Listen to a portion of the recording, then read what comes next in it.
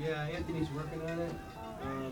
OBS crapped out. I had to reset it. I just started streaming and recording again.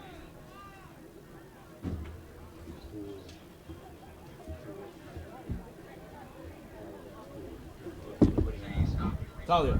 Yes. Oh. Justin. I just pressed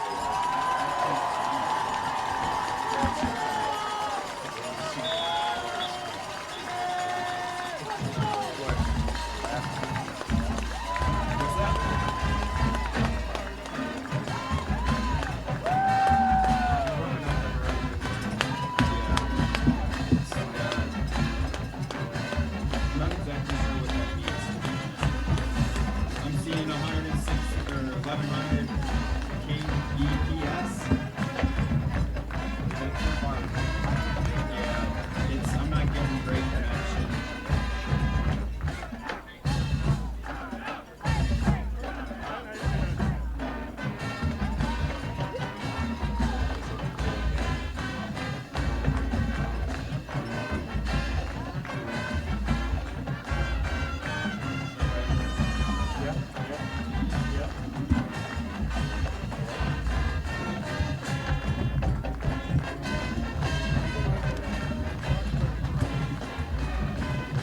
Yeah, speed test that.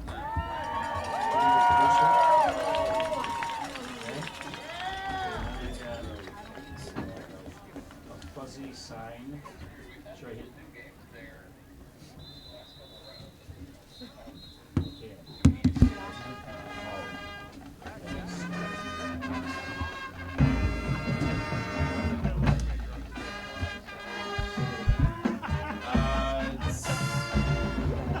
I think it's Verizon, yeah.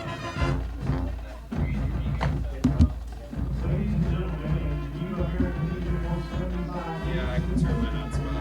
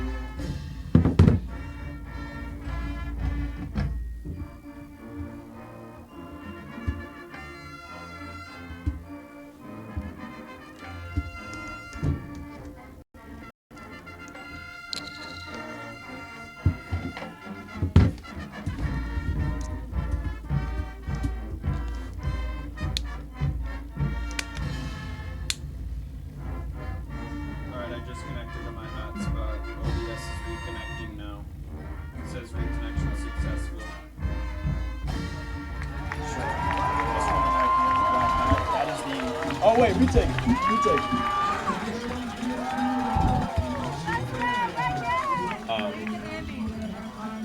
This is the current North Central sophomore. Her kid is Talon. You guys still on? This says none. Yeah, this is Anthony. Let me know when we're good. Yeah, 847 804 4515. This is connected. Alrighty, sounds good. Thank you. Alright, I'm gonna bring you guys on. You ready?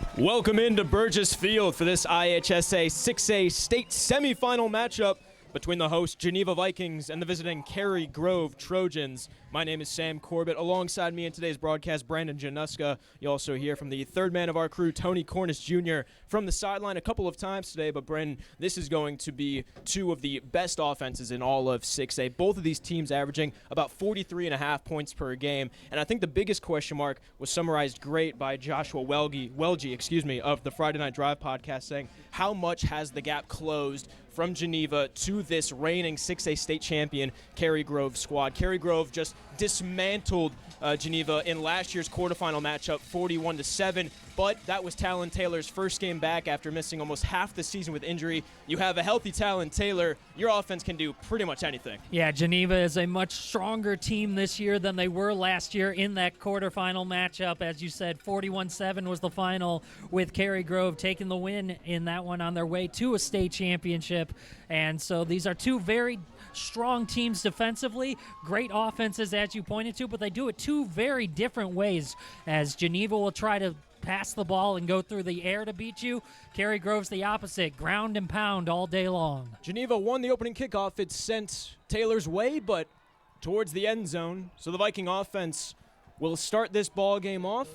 If we want to get specific, 43.2 points per game for Geneva, 43.5 points per game for Cary-Grove. So potential for a high-scoring affair, but these defenses as well, mostly this Cary-Grove defense, very special. Brandon, they've held 6 of their last 7 opponents to 8 points or under. Yeah, that's the thing. It's two teams with high-scoring offenses, but the defense is nothing to shy away from either. These two defenses keeping most of their opponents in the single digits, so something's going to break here today between either the offensive output or the defense. Tony Chihino and the Viking 11 try to get on the board first from their own 20. Man in motion. Chihino fakes the handoff. Has Taylor across the middle of the field. Taylor spinning forward. Gets just shy of the Viking 40. Yeah, and you're going to hear Taylor's name all day long. Of course, the Georgia commit, and he is just capable of making space. He's not even that big, 6'2", 180, but he doesn't need the size. It's the vertical and just the speed, creating space as he did on the slant. 6 grabs last week for 77 yards and a score. He also ran 2 jet sweeps for 18 yards, coming into today averaging just under 110 yards per game.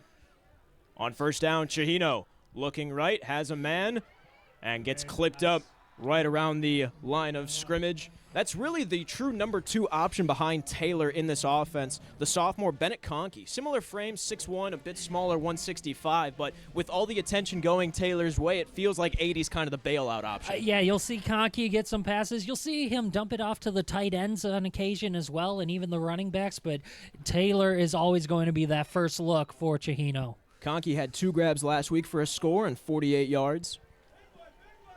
From the near hash, 2 running backs in the backfield with Chihino.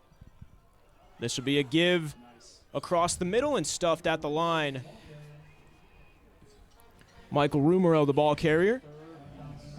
Yeah, Geneva doesn't rely too heavily upon the running game, but they'd like to open it up at least a little bit and really get that defense kind of pinching more toward the middle, and that opens things up for those wideouts. Yeah, we've seen a lot of times this postseason, Brandon, where you establish the run game early with Rumero, but he's also really good out of the passing game. He had a 20-yard receiving touchdown last week against Lake Forest in that 49-14 blowout.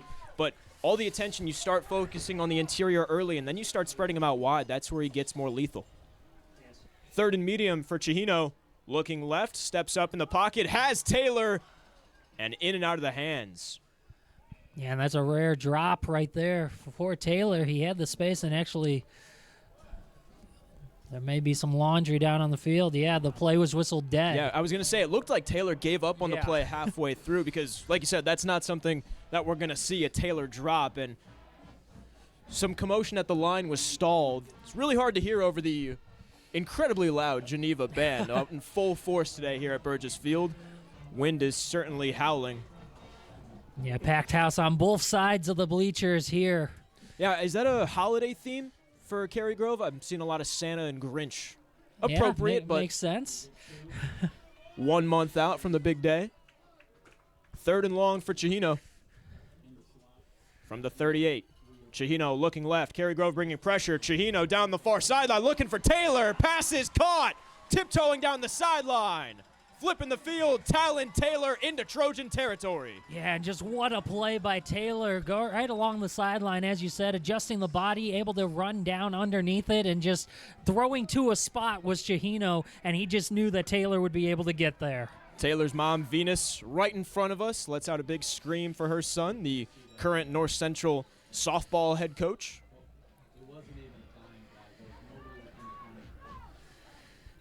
Taylor set up on the near side in the slot.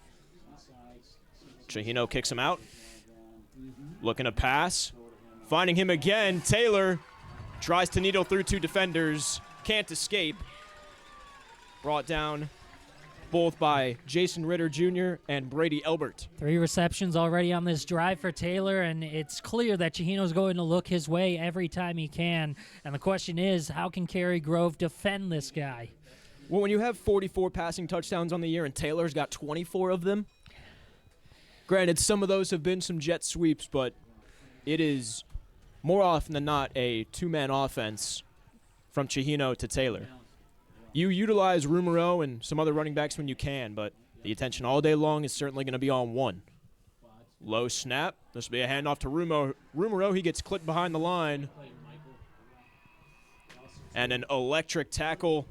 And finally, some signs of life from this Trojan defense, brought down behind the line of scrimmage by number 22, Michael Duncan. Yeah, Duncan did a nice job on the outside coming in. He recognized that it was a run and was able to crash down and make the play. 8.5 minutes remaining in this first quarter of play. 3rd and short, just barely beyond the Trojan red zone. Trips to the left. Chihino in shotgun with Rumero to his right.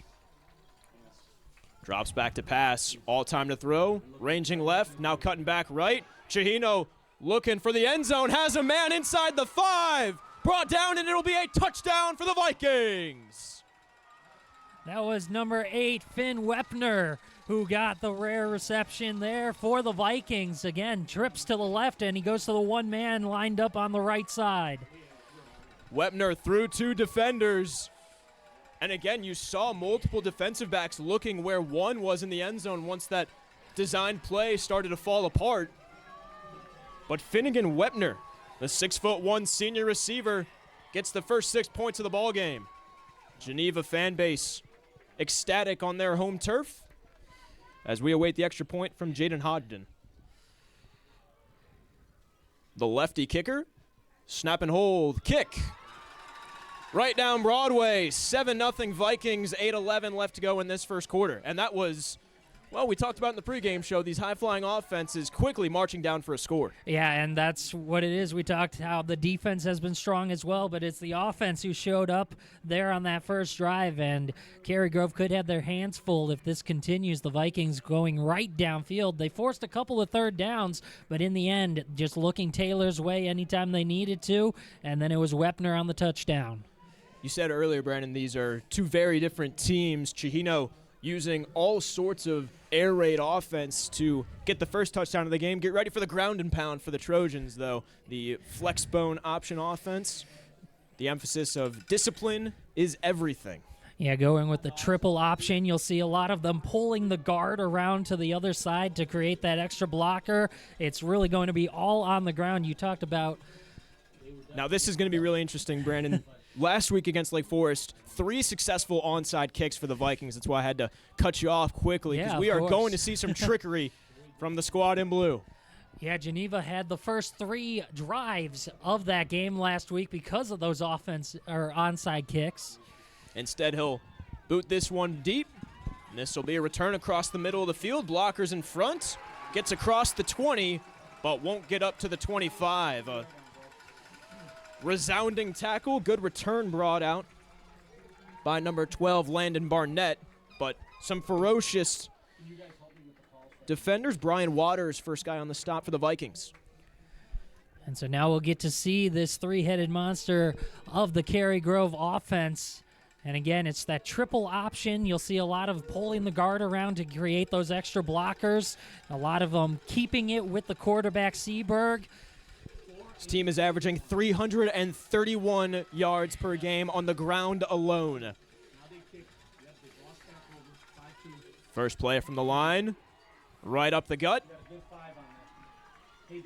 Solid gain and brought out by one of the main backs, number 39, Holden Boone. This is a team that has really had to adjust on the fly with All-State player Logan Abrams out after he sustained that lower body injury earlier on in the year. But when you have a 6'3", 230-pound fullback on your roster, you go into the season preparing for him, and then you lose him halfway through. The ability for head coach Brad Seberg in his 13th season at the helm of this program to adjust on the fly has been special. It's that plug-and-fill offense. Yeah, it really is, and that is kudos to the blockers up front who are able to create that space as well. 2nd and 6 officially. This will be a quarterback keeper, and Seberg across the near hash utilizes those big blockers across the left side to pick up the first down of the ball game for the Trojans. Yeah, and again, Seberg is not afraid to keep it himself. He does it a lot. This 97 carries, 724 yards. Those 97 carries are the most of any player on the Cary-Grove offense. The All-State first-team quarterback in 6A. Absolutely. For a team that's only throwing the ball about 30 yards per game. Yeah, and in motion from left to right, that's the tight end, Vivadelli. Seberg will pitch it across the right side, a good edge across the right side, barreling forward. Another rush again, that time Holden Boone across the right side. Yeah, there was a passing touchdown in the game last week. Seberg actually tossed it to Landon Barnett for a 10-yard score, but not something you see all that often. Just 20 completions in the 12 games this year for Seberg.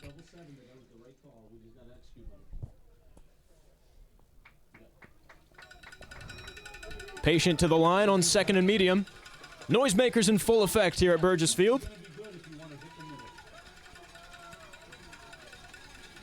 Vikings bring pressure. It's still good, though. You got 3rd and Boone again across the left side. Short gain, if anything.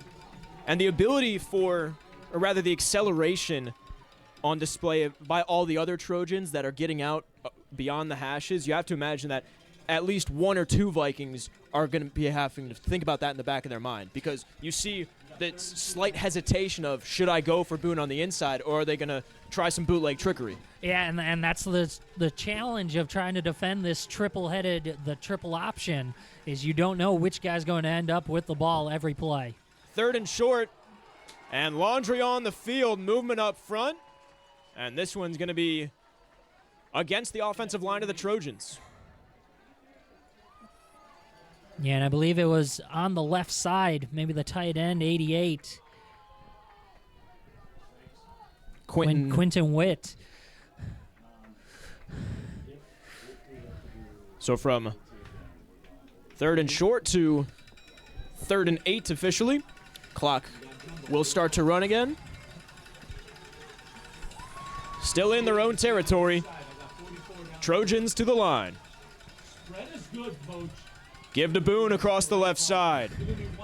Using his shoulder, he's going to be about a yard short. Just such an explosive rush from Boone. Yeah, no question. They're going to go for it here. On the year from 4th down, Cary-Grove, 64%. Yeah, and when you have a running game like this, you're not afraid to be able to pick up that 1 yard. You have full faith in your offense. They scored a touchdown last week on a 4th down play. That was their 4th touchdown of the game after 2 touchdowns on 3rd downs. Vikings flood the box. Quarterback keeper takes a big hit, but he's got enough for the chains. Yeah, that was a good read by Seberg. He didn't like the initial gap, so he pulled back a little bit and took the A gap and is able to pick it up easily. More and more kids you see in more Ashton Genty highlights of the patient running backs. I think back to Steelers' Le'Veon Bell, Yes. just waiting for the play to develop, waiting for the best hole, not the first hole to open up. But that's just a different generation of football. Yeah, it really is, and like you said, you see that a lot more often nowadays. New set of downs for the Trojans, just barely on their side of the field. Here's a wide open give for Boone. Boone right across the middle is going to take this one to the end zone untouched. 7-6 Vikings up, but just like that, all the wind knocked out of the sails from the Vikings. A huge rush from Holden Boone. Yeah, and that's why it's so difficult to defend this team because you never know when they're going to break through, and that's all it takes. Once Boone gets through the line, he is off to the races. You saw that last week, even a 3rd and 3 play, and he took it 73 yards for a touchdown. This time he takes it from right around midfield all the way in. Now, granted, that one was on the 3rd play of the game. I think he's not happy it took him this long, just 8 minutes in. 4:05 left on the clock here in this first quarter. Teams trading touchdowns. PAT attempt from the Trojans is good. From the Minnesota Duluth commit, Jaden Apgar. So, Brandon, we called it. High-flying offenses so far, 7-7 ball game. Yeah, and it's going to be adjustments now for the defense. How do you slow these teams down, slow down these offenses? And the easy answer is turnovers. If you can find a way to get the ball, but neither of these teams are prone to the turnover all season long. Yeah, this Geneva defense had 4 interceptions and a forced fumble last week in that rout of the Scouts of Lake Forest.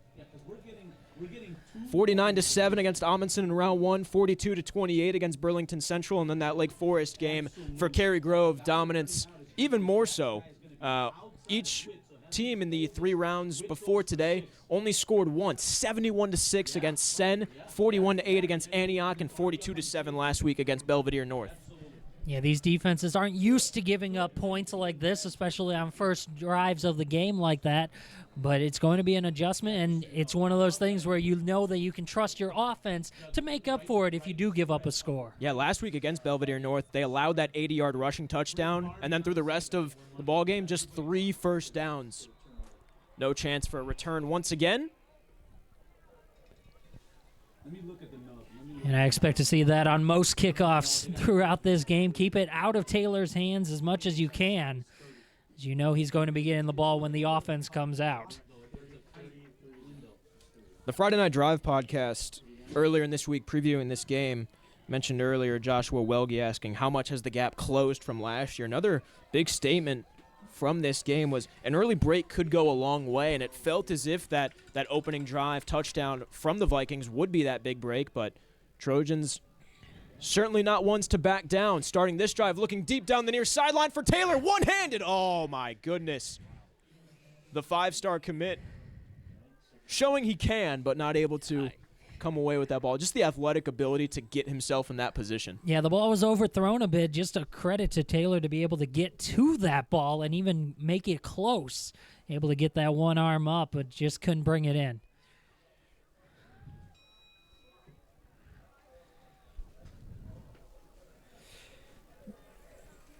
Duos to the right, one receiver on the far side. Rumero to the right of Chihino. This will be a give to Rumero across the right side. Able to spin through the first man, but brought down before he gets to the 25. Good pickup there. Just able to bounce it outside to the right.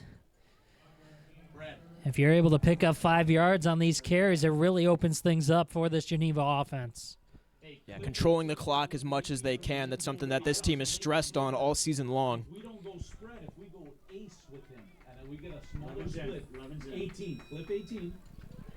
If we bring width, 3 receivers out to the far side. It'll be Taylor all alone, and he'll draw 3 defenders. Shifted over that way. Chihino handles the snap, looks right, has a receiver across the 30. And staying inbounds, nearly had that ball poked out. Not the best control, but a catch made by Will Pascoli. Whenever you see a guy reach out like that, especially when he's not the closest, granted it was enough for the first, but having a better wherewithal of where he was, he already had enough for the first down. Whenever you try and reach out like that, you start to think this ball might get poked out. Yeah, and we just talked about how turnovers could be a big key in this game. You don't want to make yourself prone to that. Able to pick up 6 on 3rd and 5, though. Cary-Grove has forced 22 turnovers on defense this year. Man in motion from right to left. Chihino passing again. Looking that way. Pocket collapses, rolling out down the right side. Looking cross, has Conkey inside Trojan territory.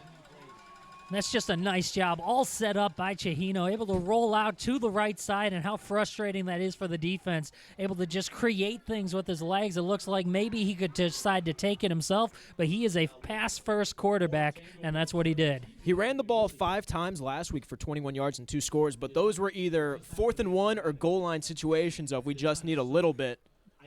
Not a design runner, and again, it's that second hesitation of should I take this myself? But the trust in his sophomore receiver, Conkey, to make the grab.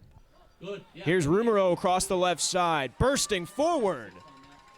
Gain of about 6 yards for Rumero. Yeah, and it's just these chunk runs for Rumero that it's really opening things up. Final 2 minutes of this first quarter. The winner of today's contest will advance to state at Hancock Stadium down in Bloomington on the campus of Illinois State. They'll take on the winner of East St. Louis and Richards. That ball game kicks off at 2 p.m. Yeah, possible rematch of last year. It was East St. Louis and Cary-Grove.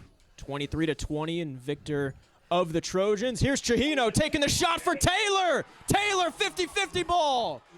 Incomplete. Taylor took a shot. Yeah, he did, but just to be able to get up there and get up, he's a little shaken up after taking that hit. And the official is going to force him to go check over to the sideline to get looked at. Some of the Vikings potentially looking for a flag, some contact midair, but not enough to warrant it. A great ball by Chihino, but good coverage by multiple Trojans in the area. Yeah, any other receiver, and there's a threat that ball's being picked off, but Taylor, again, able to use his body, get in front, and nearly come down with it. Keep an eye on him. Third and 4 from the 40. No Taylor on this play for Chihino. Wide snap to the right, able to corral it. The give to Rumero, and he's not able to break away from that one. Tough job for Rumero because he's delayed just by that half a second on the bad snap. So it'll bring up 4th and 4, and now Taylor does come back in. Offense still out on the field. Cary-Grove's defense has held opponents to 46% successful rate on 4th down. 4th and 4, Vikings will spread it out. Trying the hard count. Chihino trying to draw somebody off sides, but Trojan front 4 led by Gavin Burt, making sure nobody moves. Looking to throw across the middle. Has Conkey inside the 30. Diving forward towards the ground, staying upright and hanging on for the grab. It's the sophomore. And what a play by Conkey, able to just reach out, and nice throw by Chihino, putting it where only his man could receive it. Conkey using his 6'1", 165 frame to bring it in, and again, just showing the trust in the sophomore receiver. Got time for one more play in this first quarter. Let's see if they try to break it off. Chihino sends a man in motion. A give to Rumero across the right side. Rumero evades the first man, now the second before he gets driven backwards. Solid forward progress before Austin Hansen. Team high 87 tackles, make that his 88th on the year. Stops Rumero after a gain of about 3. Brandon, the clock's hit 0 through the first quarter, 7-7 contest, and we are in for a good one. Yeah, we really are. These offenses are just driving down the field at will so far. Again, just one drive for Cary-Grove, and we're on the second for Geneva, but so far, no answers for the defense against these high-powered offenses. Second quarter coming up soon right here on NFHS. I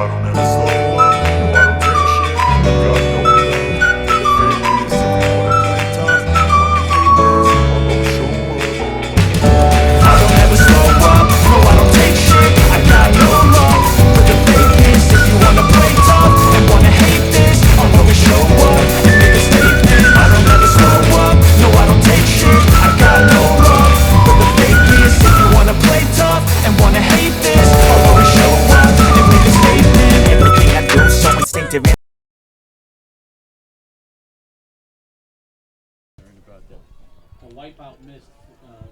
Getting ready to start the second quarter of play from Burgess Field. We're joined now by the third man of our broadcast crew today, Tony Cornish Jr. Tony, being on the sideline today, first off, hope you're staying warm, but what are you seeing so far through that first quarter? Oh, man, exciting play down the sidelines here. And tell you what, Geneva's fired up. Of course, you would expect that playing at home. But watch out for the Trojans' offense. That ground game is number one for a reason. They come hard, they come strong. That's why we're tied at 7-all right now. But the receiving core for Geneva has found some openings on that zone defense for the Trojans. So look for more passing from GHS. Thank you, Tony. Geneva trying to pass on that one, pocket collapsing.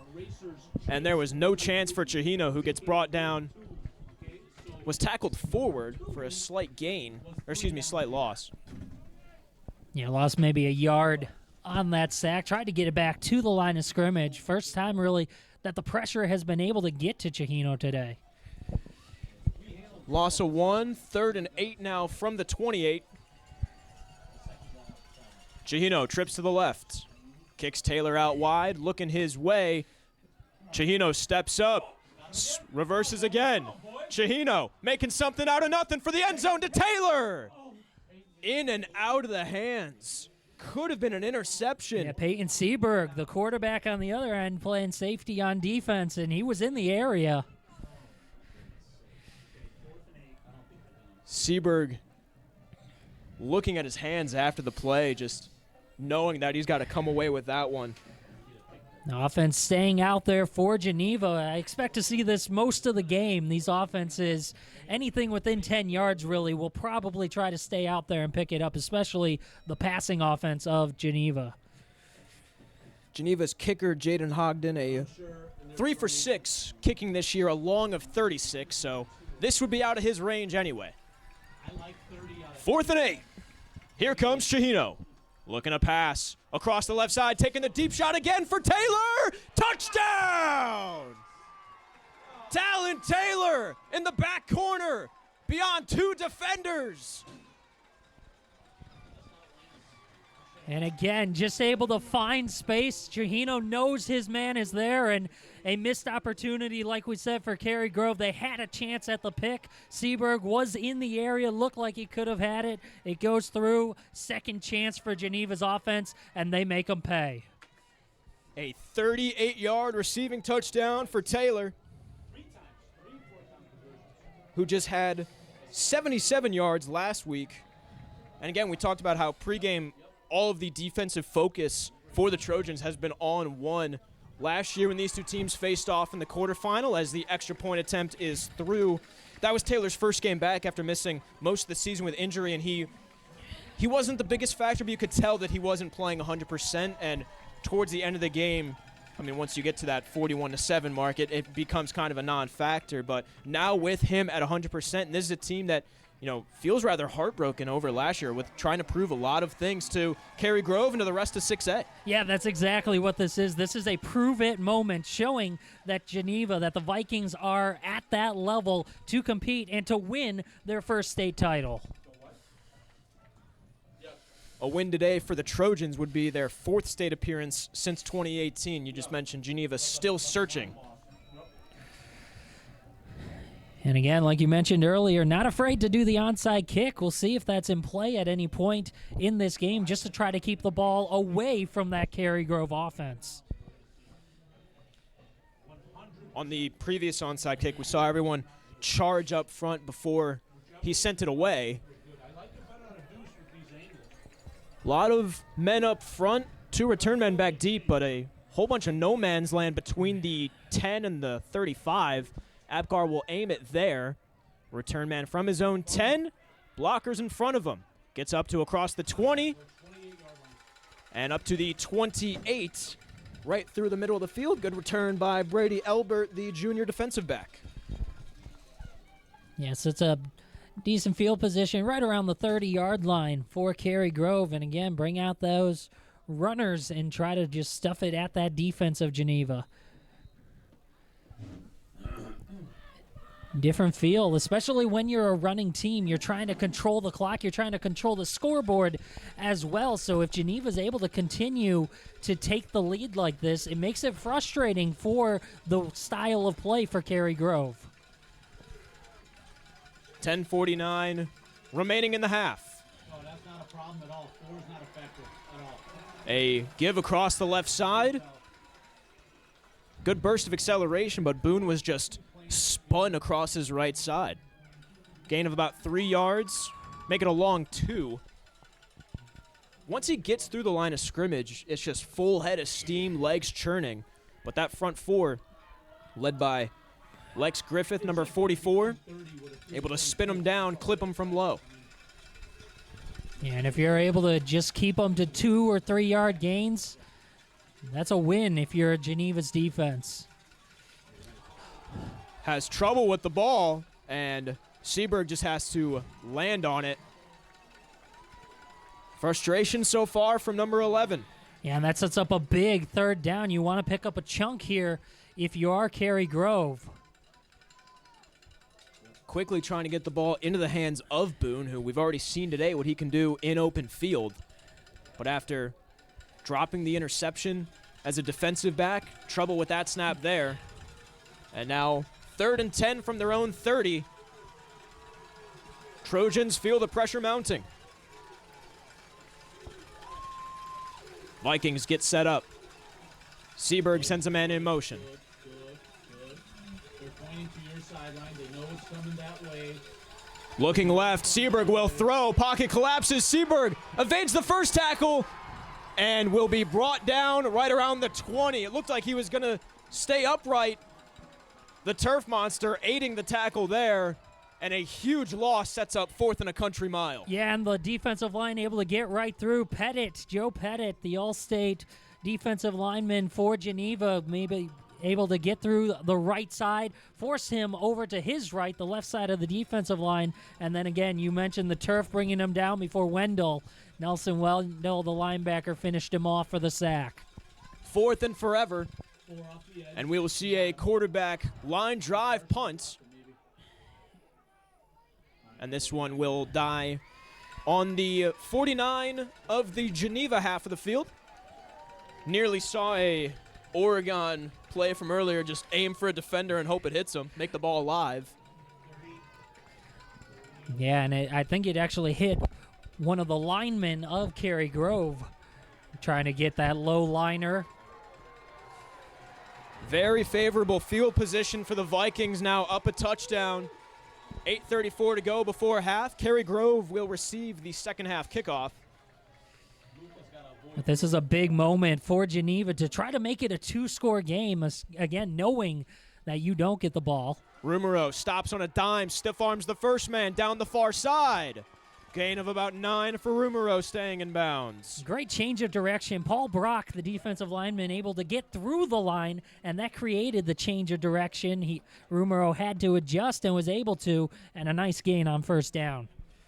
Geneva playing in their first semifinal since 2008. With 8 minutes to go in the first half. 2nd and short, Chihino in shotgun. Taylor set up on the near numbers. Chihino looking his way, but this play will be whistled dead before he can get a throw off. Yes. And 10, and Kilo. It's another false start. We've seen them for both teams so far. The second one now on Geneva. No, nothing you can do. We were behind the sticks that whole drive. They'll retreat back to the Trojan 46.5. Just so we go to school, I don't think their personnel is the problem. Each team still with all 3 timeouts in this first half. 4 is not effective right now. Geneva's been able to march so far, though, but everything that's been backwards has been their own fault, really. Yeah, and they're not afraid to go for it on 3rd and 4th down. A couple of 4th down conversions on that last touchdown drive for Geneva. 2nd and long, overthrown ball from Taylor. Makes the one-handed grab, evades the first man, and rushing down the sideline before being pushed out of bounds. And again, that's just a quarterback's best friend. The throw doesn't have to be perfect. He will make the play if you just get it close to him, and that's exactly what we've seen a few times already for Taylor. Got the Taylor faithful right in front of us. And they're loving it right now. New set of downs from the Trojan 28.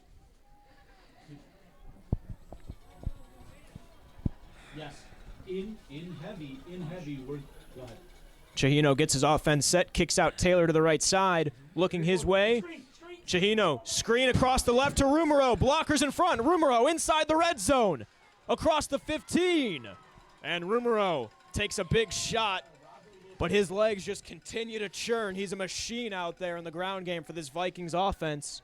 And another first down for Geneva. Chahino and the Geneva offense set that screen up perfectly, rolled a little bit out toward the right, everyone looking that way, and then the screen back to the left and had the blockers in front for a nice first down conversion. When you send Taylor in motion as well, you force one of your linebackers or defensive backs to keep an eye on him as well, and then you flip the field like that. Perfect play call from the Vikings.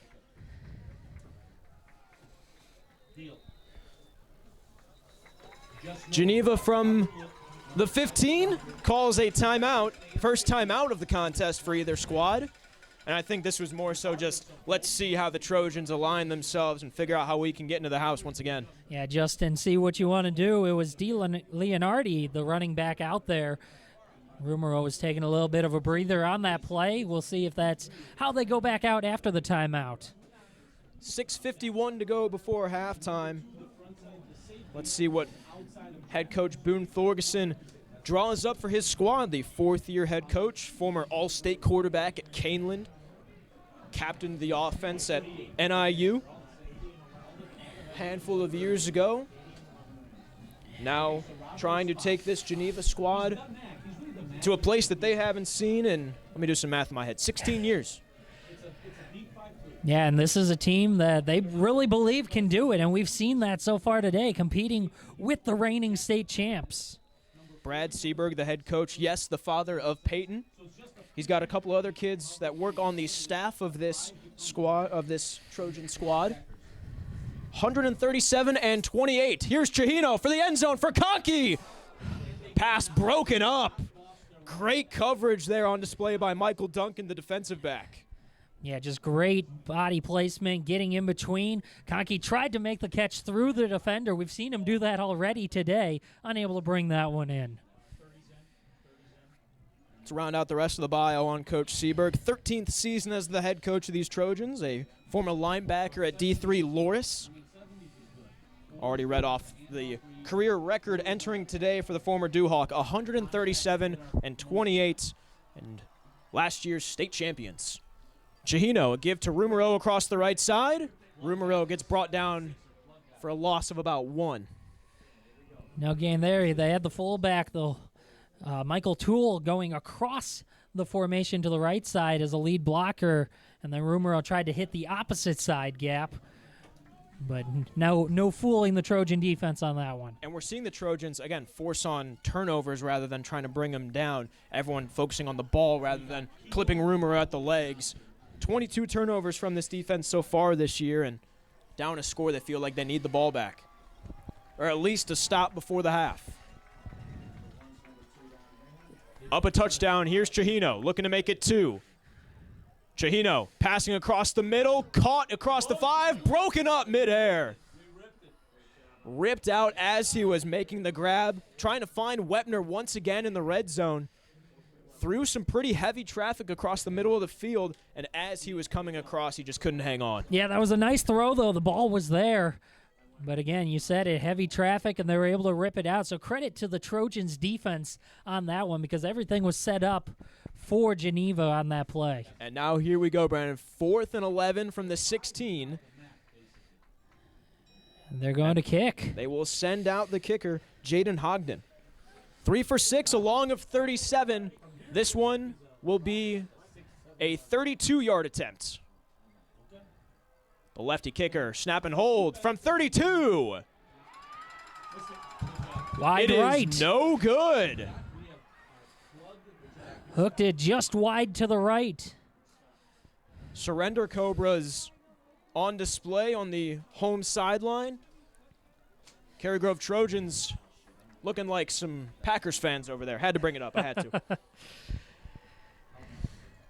So that quickly kind of resets the emotions for how each of these teams are feeling. 5:53 to go in the half.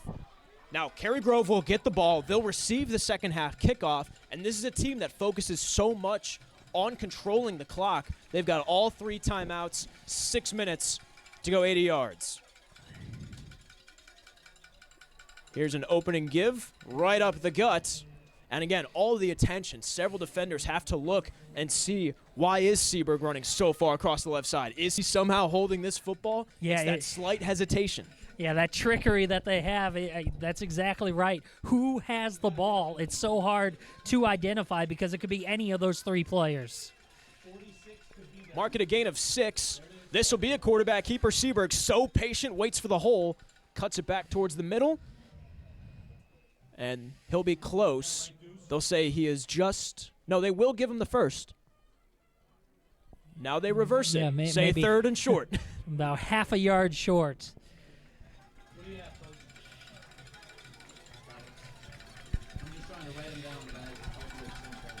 Viking faithful making as much noise as they can, trying to distract the Trojans. Under 5 minutes to go in the half. Seaberg keeps it himself. Was clipped right at the line, but kept his body upright. Gets enough for the first down, moves the chains for the Trojans. Yeah, and it's one of those things, falling forward. That's what they try to teach you as a runner, and he's able to do that there.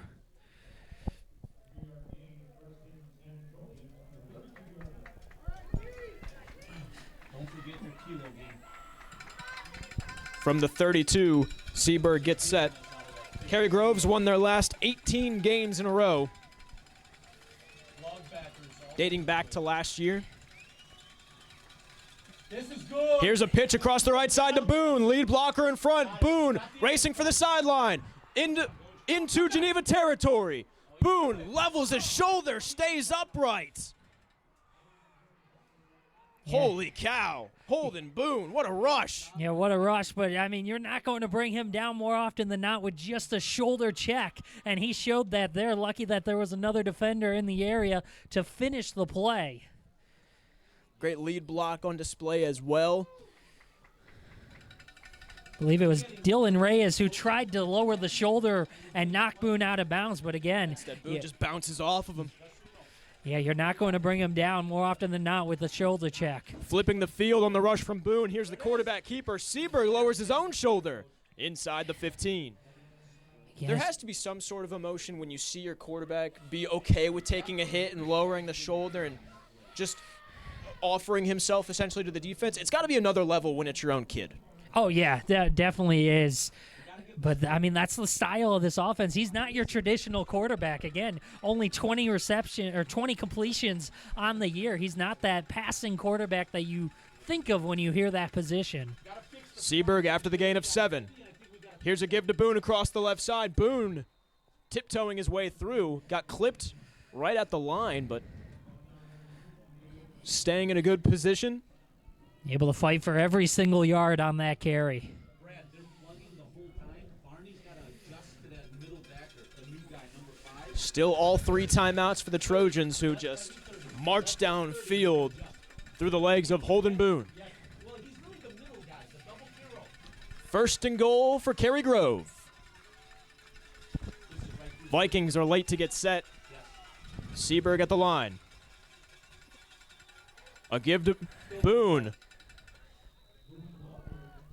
Vikings saw that one the whole way. You had both Seaberg and Barnett trying to draw attention across the right side. Geneva saw it the whole way, though. Yeah, and just trying to close that gap up front. Plug the middle of the field. 2nd and 5, some personnel changes for the Trojans. Michael Messett, senior fullback, checking back into the game. He's laid some healthy blocks so far today. Yeah, they're not afraid to give him the ball, though, either. Massett's had a couple of touchdowns so far this year. That next man up mentality with All-State Logan Abrams out. Seaberg himself right behind his line. Legs continuing to churn. Going to be just short. Third down. Half a yard, third down. They give us. A whistle on the play. Player is down. Yeah, a couple of guys slow to get up for Geneva. David guys, Avita was one of the men slow to get up. Avatia and Burt, the other one. whistled dead with 2:11 left to go in the half, and they will spot him right at the 1-yard line. No. So Geneva, with a couple of guys hurting, calling the timeout. Smart timeout here. Ball inside the 1. You have the ability to, and again, you're seeing how Geneva is reacting to all of your decoys that are trying to draw attention away from the middle of that pile. Allows this Cary-Grove squad. Seberg, Coach Seberg, not Peyton Seberg, but Coach Seberg, play calling duties as well. Yeah, that was a nice play call on the last play. We talked about Massett, the fullback, checking back in, and that's all Seberg did was follow his fullback, follow the line, and follow his lead blocker to get it inside the 1. 3rd and goal from the 1.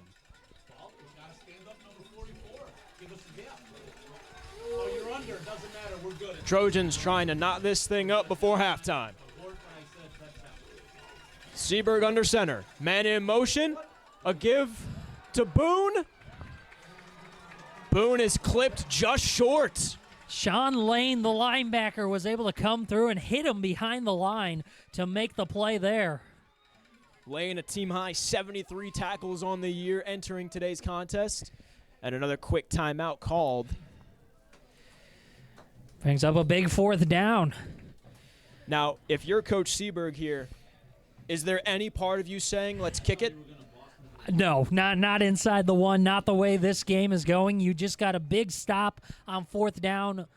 On the other end, your defense to get the ball back to you. You've driven it all the way downfield. You're trusting your offense to punch it in from a yard out. They'll only need 1. They're going to give them 2. They're going to say Okay. it was a loss of 1 on the rush. Yeah, even still, even if you don't get it, you're setting up your defense to potentially get a big play on the other side, pinning the Geneva offense at their own 2. Yeah, and they've done a good job for the most part holding Rumero to gains of 1 to 2. So you're pinned that deep. Chihino, if he has to pass, he's going to be in the end zone. Yeah. And by the way, they'd have to march 99 yards down the field. With no timeouts. 4th and goal for the Trojans. Seberg over to Boone. What? And Boone He's is short. stopped short. Vikings let out a huge sigh of relief. David Avatia, who's got 38 tackles on the year, one of the leaders of that front 4, makes a critical stop. And the Vikings take over on offense, up a score with 1:57 to go in the half. Yeah, this is not a typical thing for Cary-Grove. They don't even know what happened on that play. You're within a yard on 3rd down, and you just expect that it's going to be punched in on 2 tries. But credit to that Vikings defense coming up big on back-to-back stops. And now Chihino in shotgun, 5 yards deep in his own end zone, takes a shot for Taylor. Taylor one-handed across the 25, staying in bounds, maintaining possession. Talk about some breathing room. Yeah, you think you've seen it all, and you just can't stop talking about this guy. Taylor, just the one-handed play. We saw him attempt a spinning one-handed play earlier, unable to bring it in. But, I mean, we talked about how they're backed up in their own end zone. Chihino's throwing from his end zone and just able to get all kinds of room now with Taylor. They'll give him progress towards the 32. No timeouts, but if you're able to replicate that type of offense, we might see another score from the Vikings here before the half. Behind the line of scrimmage, over to Pascoli. Pascoli, room to work with across the middle. Takes a big hit across the 45, but enough for the first down. Well, 2 of the officials talking together. We might see the Vikings walk this one back. Yeah, a hold on Geneva. Self-inflicted wounds once again. Yeah, so far they haven't hurt Geneva for the most part. When they've had the penalties, they've still been able to pick it up. But you're backing yourself up, and now time is of the essence as well if you're the Vikings offense. Yeah, that play took off about 10 seconds. Again, no timeouts for Geneva. We'll talk with Tony Cornish Jr. one more time before we head to the break at half. Geneva up a score. Everything is Chihino on 1st and long. Trojans bringing 3. Chihino steps up, has Taylor, 50-50 ball tipped out of the hands. It's intercepted. Trojans have the ball and a good return. Flag is down. That pass was intercepted after Taylor tipped it up in the air. Preston Walsh, his 3rd pick of the year. Yeah, and just Walsh in the right area, an overthrow for Chihino. Taylor tried to leap up and get it. It was off his hands, and the waiting safety was just right there in Walsh, able to get a huge pick. So before we see the Trojan offense back out onto the field, let's introduce the 3rd man of our crew. Not yet. We gotta figure out what exactly is going on with all these penalties. We'll hear from Tony soon. Minute 28 remaining. From when the flag came in, I believe it was after the interception already happened. Yeah, it was part of the return holding against the Trojans. So the interception will stand, and that's a huge pick for Cary-Grove, who have all 3 of their timeouts and the opportunity to go right back the other way. Trying to go 55 yards. On this drive, we might see a kick, but you'd have to imagine trying to tie this thing up before we head to the break. Yeah, the only way you're seeing a kick most likely is if you're running out of time. Here's Seberg himself spinning forward. Seberg finding holes, getting a gain of 9. You have 3 timeouts, but I think they're just going to keep them for now. Rush to the line. Questionable spot where the ball is placed compared to where Seberg was taken down, but 2nd and short. Seberg will throw, looking down the left side. Tried to find the tight end, big number 85, Vivaldelli. Seberg turned the wrong way, had to adjust his shoulders. You can tell this team doesn't pass that much. Yeah, and when they do, they're trying to get that trick play, catch the defense off guard. Seberg on the year through the 12 games, 20 of 42 passing, now 20 of 43. So under 50%, but when they're able to get it, they're able to do fairly well. Again, just 27 yards per game, but it's the trick plays when you're trying to pick up a big conversion. Under a minute officially left to go in this first half from Burgess Field. Vikings trying to make their biggest stop of the game so far.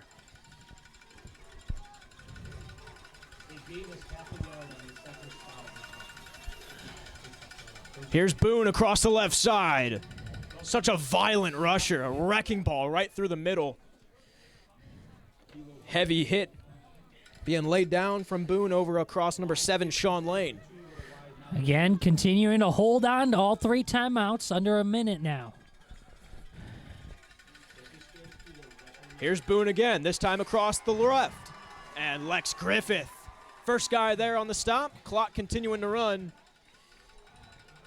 Cary-Grove forced to call another timeout. Griffith and Pettit both in on the stop. Say a loss of 1. So credit Griffith with a tackle for loss. That's his 8th on the year. And big play, try to get them to start using these timeouts. Again, a run-first team. It's harder to get that big punch when you're 40 yards out, but we've seen big runs already in this game. You just have to stay disciplined as the defense.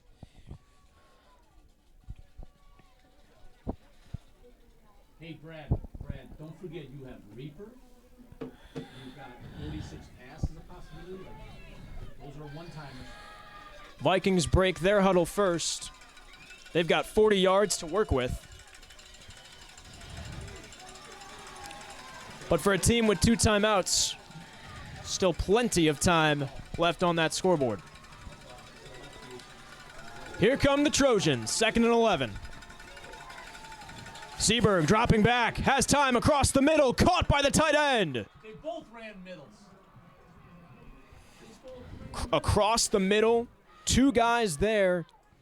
Pass reeled in by Vivaldelli, the 6'3 senior. Yeah, just using his size. He was in the area and strong hands to reel it in. Seberg clock winding down. Here's a give to the previously mentioned Michael Massett. Clock stops at 26.9. It's the 2nd timeout for Cary-Grove. They have 1 left. Geneva without any timeouts.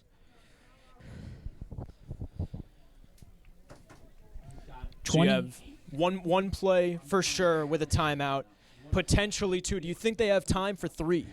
If you're quick to the line, it really depends on how much of a gain there is. If it is a short gain or within 5 or so yards, you could probably rush back to the line and get one off, then call the timeout and have another play. Now, we already mentioned that this team does not pass the ball. However, we saw a receiving touchdown, a 10-yard receiving touchdown by Barnett last week in that victory against Belvedere North. Yeah, it's definitely in play here from the inside the 15-yard line. And that's something that the Geneva secondary is going to have to take a look on. As we see the Trojans break towards the line.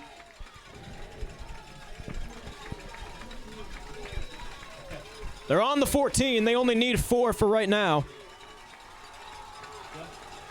Seberg will keep it himself across the left. Throws his shoulder. Pinballs off of Avatia. And let's see where they spot him. They will say it's enough for the first. Here's Seberg looking to throw towards the end zone. Lack of communication there between him and his tight end, Ben Roseland.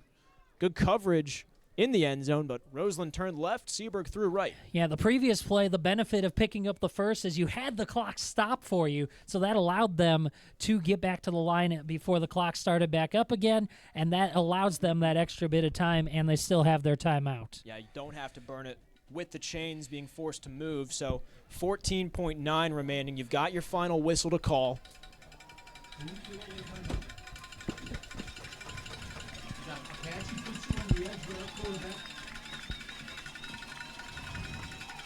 Massett is not into the ball game. He checks out towards the sideline. The running back will be Boone.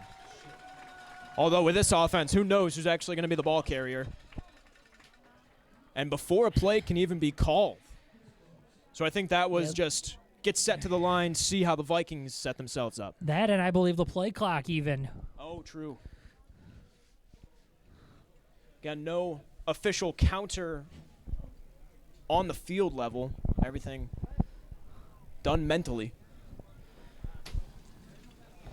And yeah, really lackadaisical approach, for lack of a better term. Yeah, just unable to get that play off. Now you use the timeout, so that really affects what you can do on this next play. You're still able to run the ball, of course, but you have to hurry up to the line if you do decide to run and you come up short.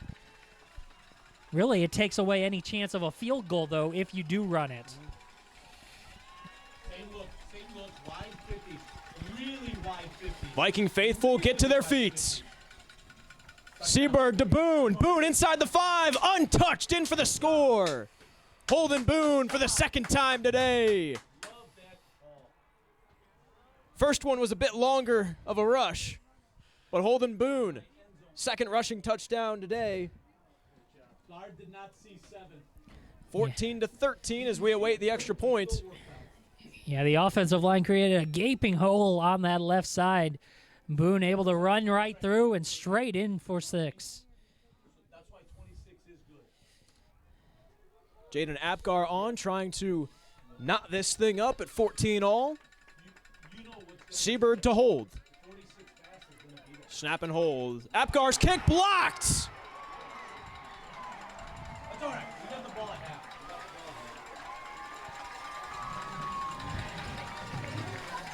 Getting a big paw on it. Number 7, Sean Lane, across that right side, along with Reno Bianchi giving pressure. Second kick that's been no good today. And I think everyone, especially on the Cary-Grove sideline, is going to hope that that doesn't come back to haunt them. Yeah, a couple of times now that we've called Sean Lane in the red zone, that block there, and he made a big stop on the previous drive to create the turnover and prevent a Cary-Grove score earlier. 10.5 seconds to go before the half, and with the Viking coaching staff able to take a big sigh of relief before the break, I doubt we'll even see a play. Yeah, if this goes how the previous kickoffs have, likely just try to boot it straight through the end zone. It's the number 1 and the number 3 seeds on the top half of this 6A bracket. The Slow Shave fan poll has 56% of the public picking the Trojans in this one. Apgar boots it. Line drive, low kick, lands at the 15, and there will be a return here from Talon Taylor. Taylor, using his teammate as a lead blocker, gets across the 20. Special teamers for the Trojans trying to rip the ball out of Taylor's hands. No chance, though, but that kickoff just killed 7 seconds. Yeah, so now you're left with just about 4 seconds, 3.9 on the clock, and yeah, likely just try to kill the rest of this clock, bring it to halftime with a 1-point lead if you're Geneva. Just in case, though, let's go send Preston Walsh back to his own 30. Harmless kneel down to round out this first half. 2 rushing touchdowns by Holden Boone, a receiving touchdown by Finnegan Wepner, and a great grab, several great grabs today so far by Talon Taylor. Some missed kicks, though, so far, 14-13 through the first half. Before we take a break from this first half, we're joined now by the third man of our crew, Tony Cornish Jr. And Tony, I think the biggest thing about this game, you talked a lot about the next man up mentality earlier on and all the energy that's been on the sidelines. It's been a great game so far today. It's been a fantastic matchup. What would you expect? Class 6A state semifinal here at Geneva. Exciting play. Talon Taylor is as good as advertised. What sensational energy he brings to the field every time he's out there. You have to account for him. He is a magical player out there. No wonder he's a 5-star commit for UGA because he does it all, and he's exciting to watch. But you have to watch out for that rushing game now for the Trojans. It's explosive. Number 30, I'll tell you what, they have to find a way for that linebacking core for GHS to find a way to stop that inside. Between the tackles, they're really getting punished right now. Yeah, Boone is such a lethal rusher. And I think the biggest storyline, Tony, is that, well, every coach ever is going to talk about all 3 phases of the game. Kicking so far today has been a big question mark. Yeah, big question mark indeed. Missed field goal by GHS hurt them, and, of course, the block, the extra point hurting the Trojans in a big way. They should be tied up right now, but they do get the ball as we start the second half, so they're probably going to be trying to construct an opening drive to get momentum back on their side as they trail by 1 at the half. But a great tip your hat to both teams coming out here with a lot of energy in this state semifinal showdown. Geneva up 1 at half in the state semifinal on their home turf. Second half of action coming up soon right here on NFHS.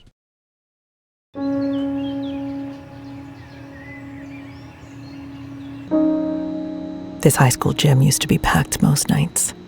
Not anymore. Do you know why?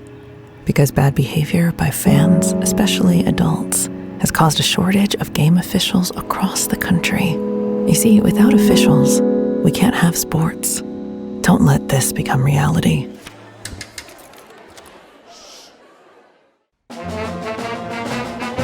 Hey, conductor, how about something new? You played this last year. Come on, get your head out of your sacks. Shh, we're trying to hear. Well, I'm sick and tired of hearing your kid play the wrong notes. Where's my kid's solo? At least you can see your kid. Why is my kid stuck way in the back? The conductor only plays his favorite. My kid heard that solo! You saying I did? Yeah! Come on! Oh, you gotta talk about that. The innocence of youth. Is there anything any better? But soon they'll be in high school and facing all the same challenges you faced. How to make friends, how to fit in, how to be cool. We want our children to have everything they'll need to live fulfilling and productive lives.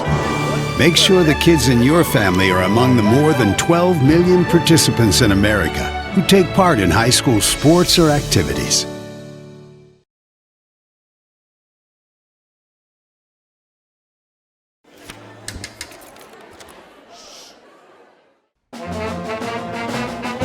Hey, conductor, how about something new? You played this last year.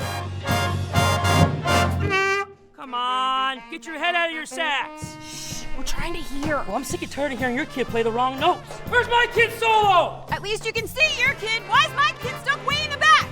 The conductor only plays his favorites.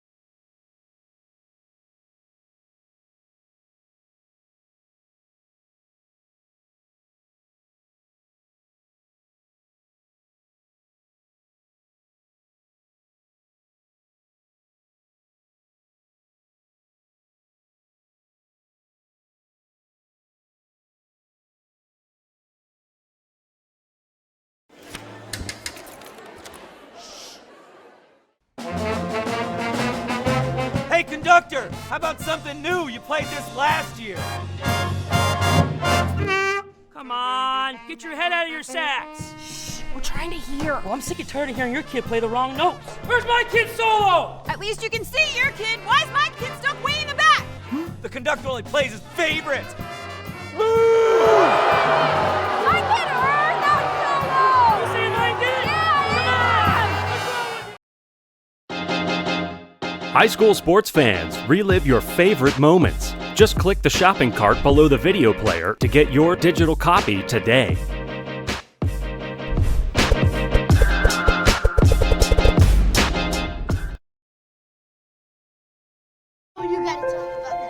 The innocence of youth. Is there anything any better? But soon they'll be in high school and facing all the same challenges you faced. How to make friends, how to fit in, how to be cool. We want our children to have everything they'll need to live fulfilling and productive lives. Make sure the kids in your family are among the more than 12 million participants in America who take part in high school sports or activities. 1 second from half court. Jumping for joy with First ever. A 2-on-1. Oh! Did he bring it in? He did! It is Caught!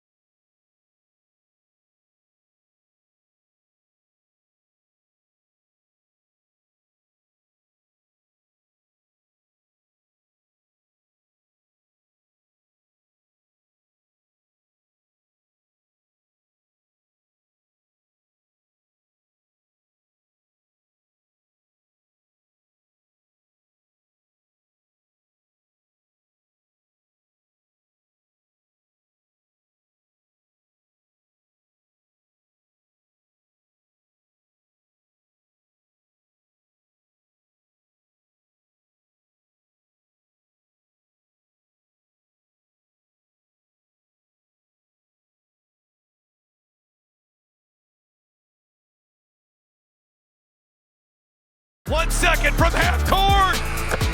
jumping for joy with First ever. A 2-on-1. Oh! Did he bring it in? He did! It is Caught!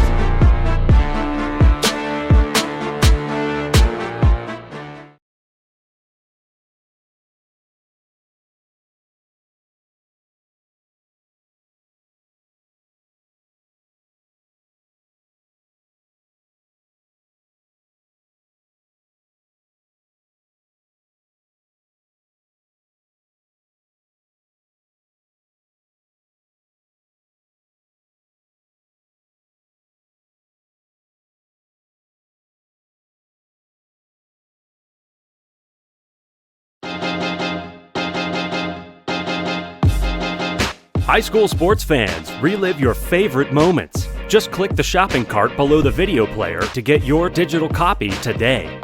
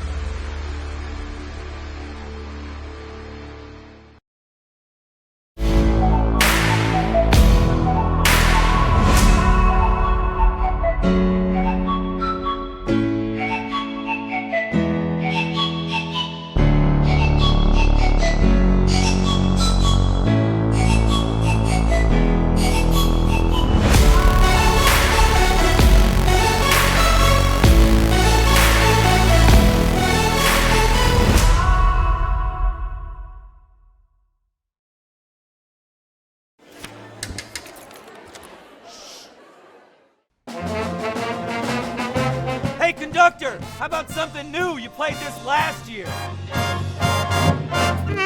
Come on, get your head out of your sacks. Shh, we're trying to hear. Well, I'm sick and tired of hearing your kid play the wrong notes. Where's my kid solo? At least you can see your kid. Why is my kid stuck way in the back? The conductor only plays his favorite. I get her, not solo. You see my kid? Yeah, Come on. What's wrong with you?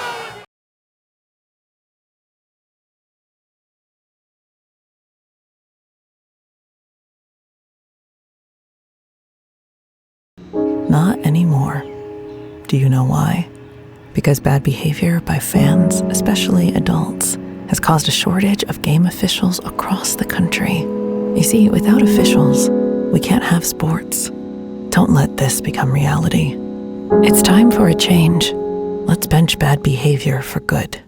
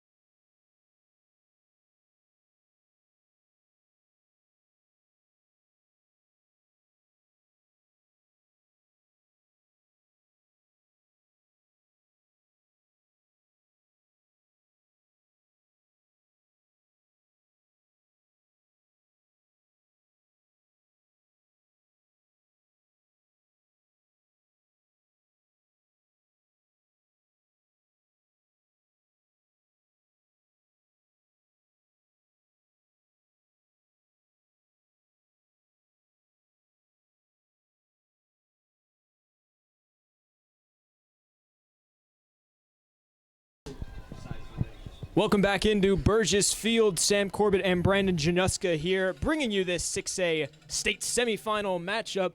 It's been a great one so far, Brandon. 14-13, Geneva up after a Finnegan Wepner receiving touchdown and a Talon Taylor receiving touchdown. Two rushing scores by big number 39 of the Trojans, Holden Boone.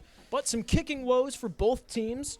Geneva had a missed field goal wide right, and right before the half, Cary-Grove missed their extra point. That's how we stand, 14-13.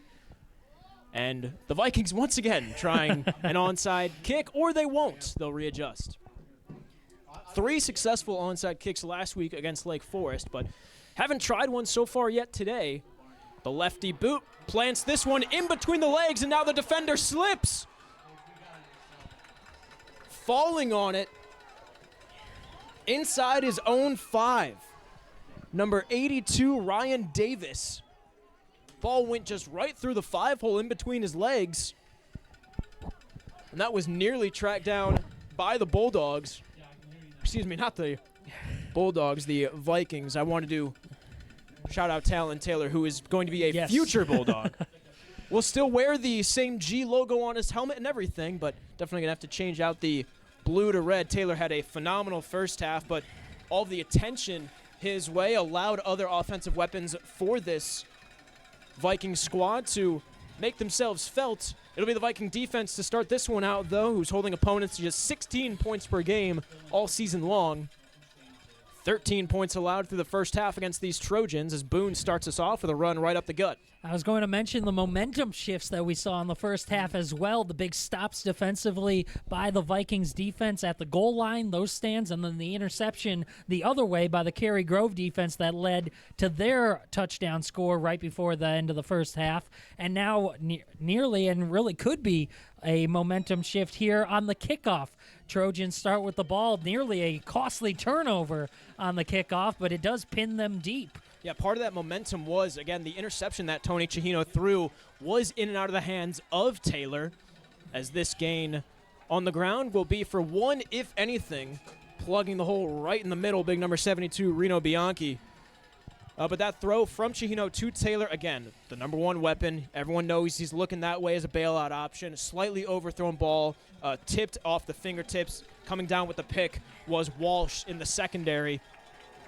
But nobody's going to look at that and say Taylor has to come down with that ball. I think he's made some great grabs so far, and Chihino's made some great throws, but there's also been some times where he's rushed it a bit. Yeah, and again, it's not a ball that you expect a receiver to make, but when you're a guy like Talon Taylor, you almost do expect him to make the impossible catches because we've seen him make catches on balls that aren't in the right spot. Here's the quarterback, Seaberg himself, falling forward across the 20-yard line, and that will move the chains for a Trojan first down. Controlling the clock, controlling the ground game, that has to be the emphasis for Cary-Grove in this second half, especially down a point. Yeah, just continue to stick to your game. That's exactly what they do. We saw a couple of pass attempts at the end of the first half. Clock was a little bit of an issue there, so just trying to maintain the clock and maybe catch the defense off guard. A big pickup on a completion in that first half. Seaberg's thrown it a couple of times in this first half. He'll keep it himself once again, be stopped for no gain. Look at the attention that has to be drawn towards Holden Boone, who retreats all the way back to his 10-yard line. And when a guy like that can draw the attention of one of the better players on this front four, taking Lex Griffith's attention away from Seaberg towards him, just taking him out of the equation of the play entirely.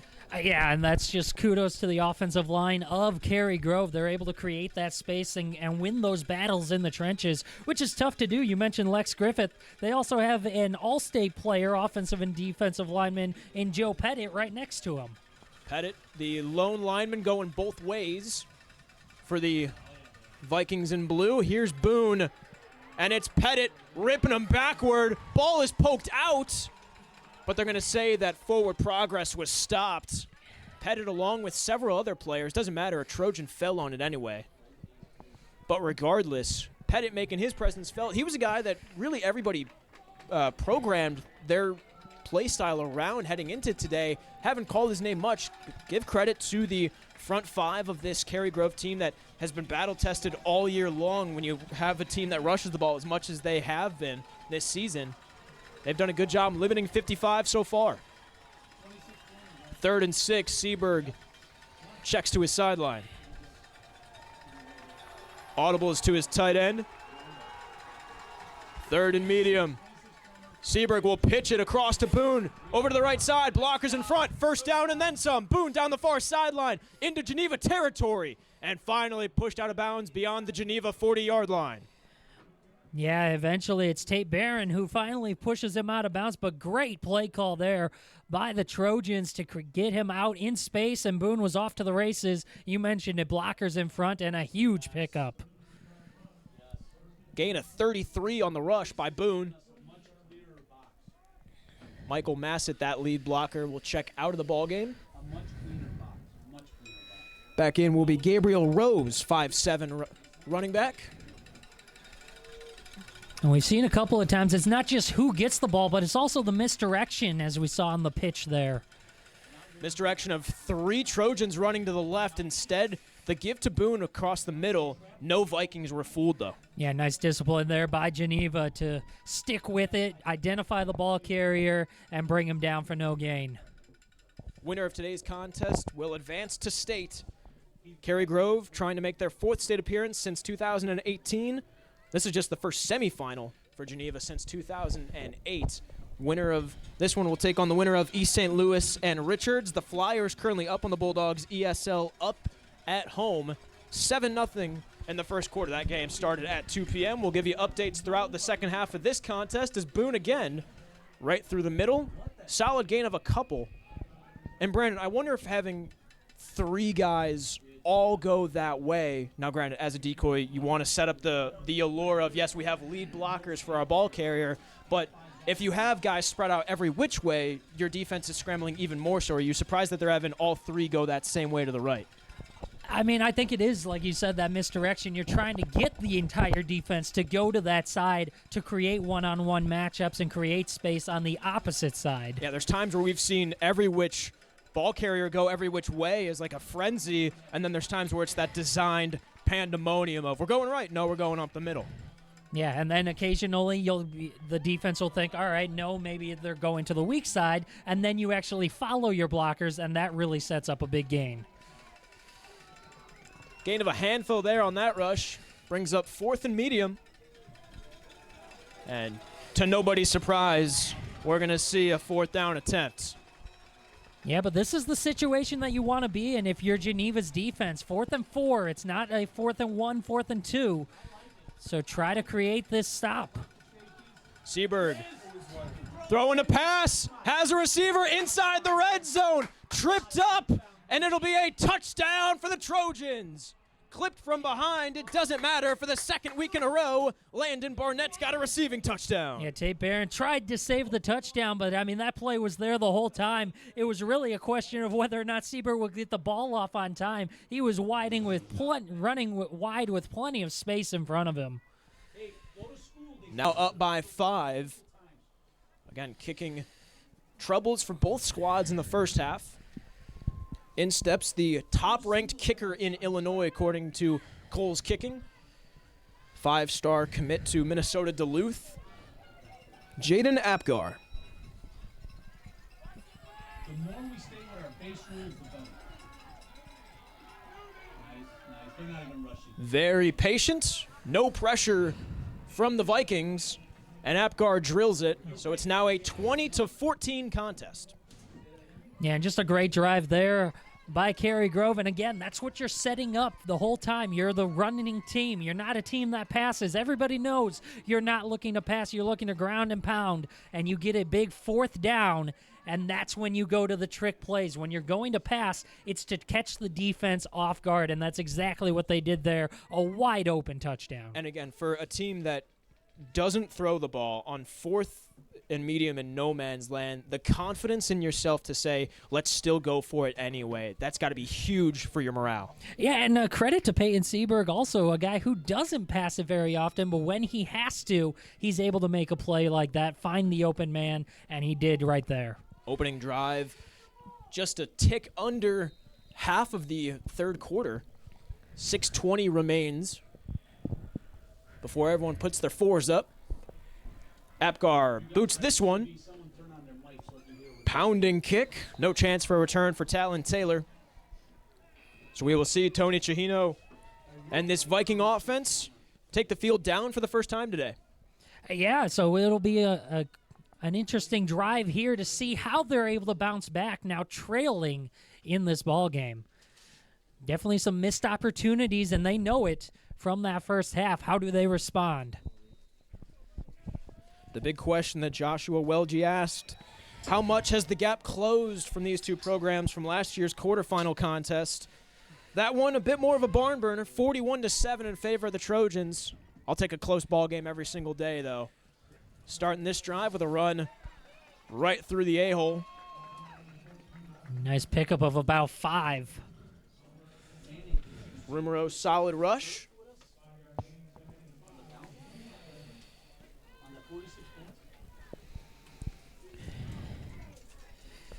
They haven't been able to break off a huge run, the Vikings offense, but they've been picking up those 4 and 5 on first down. That really set you up for the rest of that series. It allows you to spread out your offense a bit more as well, open up the playbook. Chihino looking to throw, trips left. Flushed out of the pocket, now down the right sideline, 50-50 ball. Going up for it and making the grab.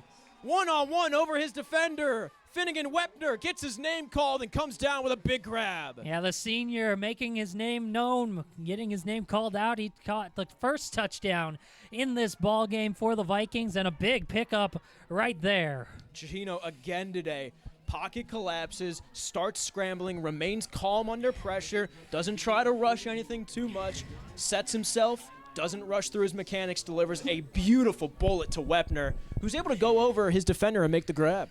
Yeah, and that's not an easy play to make. Chihino using his legs on this one. Gain of about 2 before being driven backwards. Healthy hit, to say the least, from Austin Hansen. And again, Trojans trying to focus on the takeaways rather than just bringing them down. Yeah, Chihino, not a guy who likes to run all that often. I was actually just about to say on that previous play, he had space in front of him if he wanted to tuck it and take it as soon as he rolled out to the right. But he trusts his receivers, he trusts his arm, and decided to go for the big play downfield to Wepner, and he did.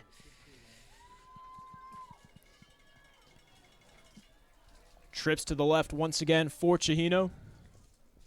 Fakes the handoff, looks Taylor's way, has him at the line of scrimmage. 2 blockers in front of him. Taylor's got the first down inside the 30 and clipped out of bounds before reaching the 25-yard line. Yeah, and a nice job on the outside. A couple of guys blockers, Pescoli and Conkey, both setting up key blocks there to create the space for Taylor.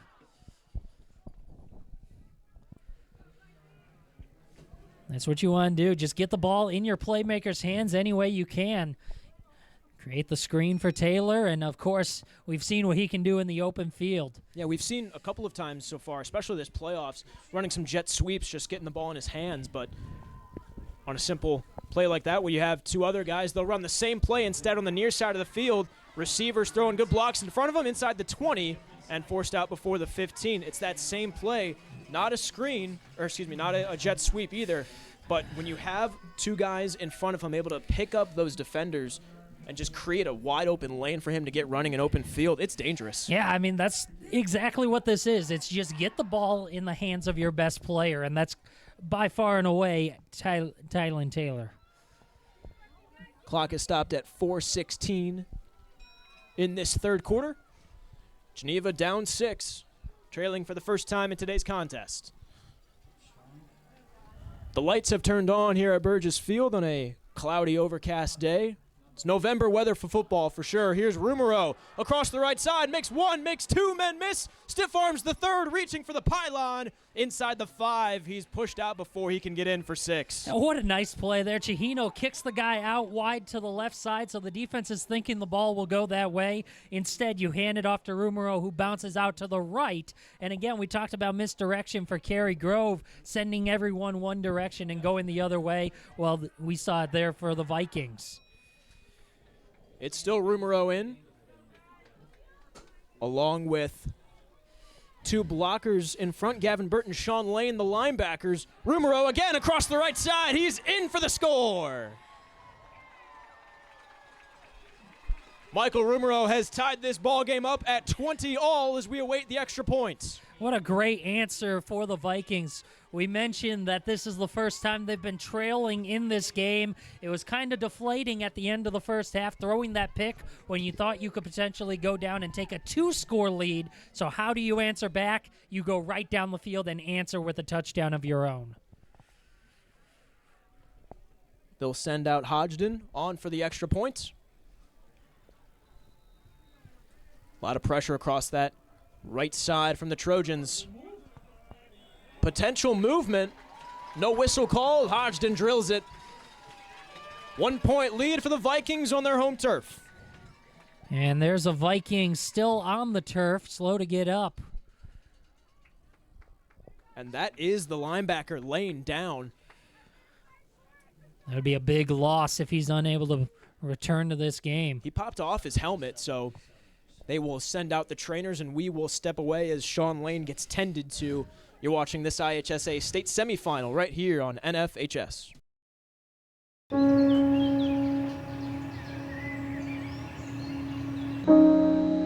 This high school gym used to be packed most nights.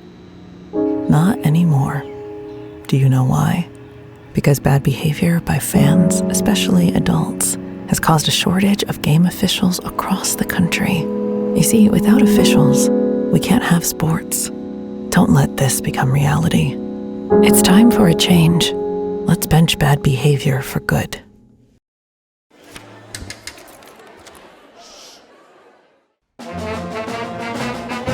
Hey, conductor, how about something new? You played this last year. Come on, get your head out of your sacks. Shh, we're trying to hear. Well, I'm sick and tired of hearing your kid play the wrong notes. Where's my kid's solo? At least you can see your kid. Why is my kid stuck way in the back? The conductor only plays his favorite. I get her! That solo! You see what I did? Yeah! High school sports fans, relive your favorite moments. Just click the shopping cart below the video player to get your digital copy today. Sean Lane able to jog off the field on his own strength, and right before we took a break, Brandon, I think that was the biggest thing, is that if he is down, that is a critical loss for this Viking defense. But good to see as everyone here in Viking Blue gave a rapturous applause to number 7, the senior linebacker. Yeah, he'll continue to be tended to on the sideline. He's rolling out his right calf right now, so we'll keep an eye on him. Again, Cary-Grove about to get the ball, so we'll see if he's able to go back out there when the Vikings defense takes the field. And no onside trickery here, as this kick will land out of bounds right at the 24-yard line. I thought for a second, because they weren't set up in that initial onside kick, run up and approach the ball, act like we're going to onside, I thought because they weren't in that position, we could have potentially seen our first onside kick today. Yeah, but instead it was a little bit of a mishit. It goes out of bounds, so the penalty for an illegal kick, they'll bring the ball all the way up to the 40-yard line. Or rather, 35, it appears. Favorable field position to start for the Trojans. 4:05 remains in this third quarter of play.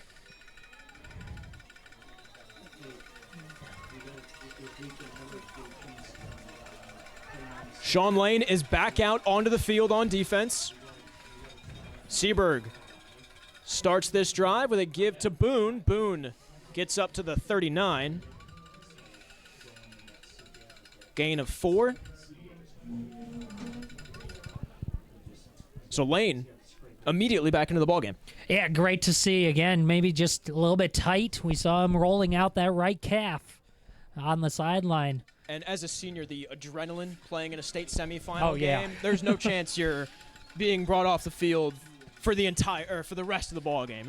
You're doing whatever you can to get back out there. Here's Boone, who loses the ball.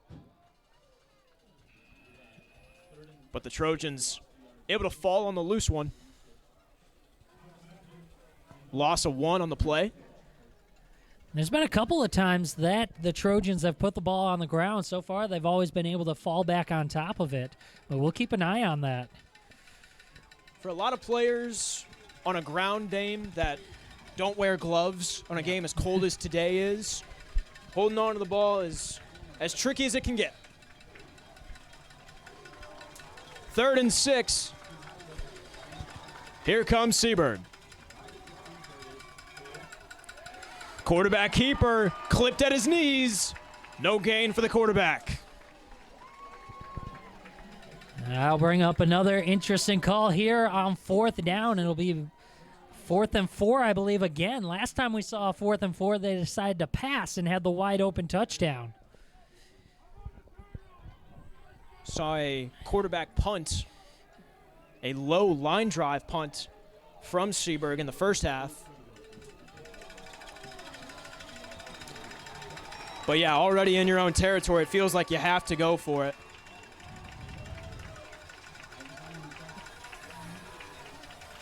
Seaburg looking to throw. Over the middle in double coverage, picked off at the 50. Intercepted by the Vikings. That's Nelson Wendell, the sophomore, with the pick. 2 defenders in the area. The sophomore jumps the route, reads his eyes the whole way, and look at that.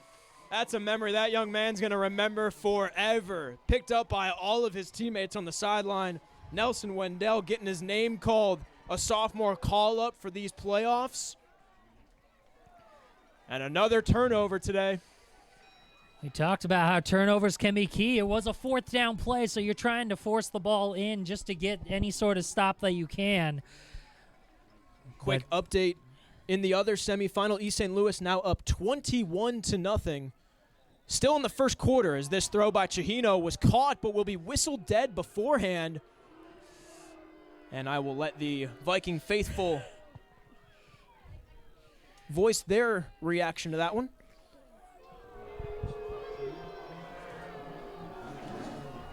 False start once again on this Vikings offense.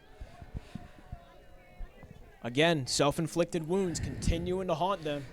And this is a very important drive if you're Geneva. You were not favored coming into this game, so the fact that you're up by a point with the ball in the second half, you have a chance to go down. Once again, they had a chance at the end of the first half to go down and potentially take a 2-score lead. This time you have to take advantage of it. Your defense sets you up on the other side of the 50-yard line. You have to score here. The penalty sends them back to the 45. Here's Rumero across the right side. Stutter steps and is driven backwards. 4 Trojans just filling that side, saying you are not getting past all of us. Yeah, just got it back to the line of scrimmage, so 2nd and 15. Final 90 seconds of this third quarter remain. Great back and forth contest so far. Just when it looks like the momentum is shifting in the favor of one team, the defense has been coming up with big stops on both sides to shift it right back. Cary-Grove trying to set up a rematch from last year's state championship. Geneva trying to do something they haven't done in over 16 years. Chihino looking to throw over the middle, has Taylor. Taylor inside the red zone. Knocked down by Walsh. Taylor over the middle, and he had another receiver in the area, Conkey. Good awareness by the sophomore saying, let me get out of the way. And it's just a talent mismatch all the way around. You're looking at it, and it's like, Taylor's the best player. How does he get that wide open? Well, it's because he's able to outrun and just create space anytime he's out there. It's impossible to cover him. From the 18-yard line, very spread-out offense on this possession here for Chihino, who will give to Rumero right through the middle, untouched inside the 10, lowers his shoulder for a huge hit inside the 5. And that's what that's able to set up. You go with the big play to Taylor. The defense is back on their heels trying to figure out how do we defend this Georgia recruit, this all-state wide receiver, and then you just run it right up the gut, right at him. Rumero pounding it right down the middle. Let's see if they get one final playoff or if we head to the 4th. Taylor alone on an island spread out wide. Everyone else bunched in the middle. Chihino under center. A give to Rumero. Rumero right behind his offensive line, fighting for any sort of gain before he's driven backwards. Yeah, I believe he got a yard, got it to the 1 yard line, and then just being pulled back. Forward progress will put it 2nd and goal. That's how we head to the 4th. Teams focusing on controlling the clock as much as they can. Geneva up by a single point in this IHSA state semifinal. What a ball game today, Brandon. Yeah, it's been incredible so far, and again, up by just a point, but driving and threatening to add on to that lead. Geneva, I don't think a lot of people thought that they'd be able to hang with Cary-Grove the way that they have today, especially the way the quarterfinals went last year, a blowout win for the Trojans. So credit to the Vikings to respond, not listen to any of the noise outside, and just come in, play your game, and they're in a great position going into the final frame. Yeah, we mentioned earlier the Slow Shave fan poll. Slight majority of the public picking the Trojans, but you take a look whether it was Shaw, Daily Herald, every single newspaper outlet covering this game picked the Trojans, and some of them had them recreating what we saw in last year's quarterfinal, Cary-Grove seemingly waltzing into the next round. Yeah, and I mean, there's a reason for that. It's rightfully so. Cary-Grove has earned that reputation. 2 state championships in the last 3 years. They've been to 3 of them. So this is a team that has really done everything in their power to earn that reputation. They're the reigning champs. So, of course, they're going to be favored. But credit to Geneva to not care about any of that. Just come in here and really make some noise in Class 6A. Bunched up formation again. Taylor once again all alone on the far side. Shahino himself reaching for it, extending his arm as we await a signal. Short. No signal for a touchdown, so it'll be from the half-yard line now.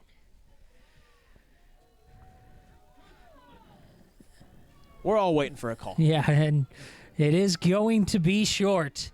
The nose of the ball is essentially on the goal line.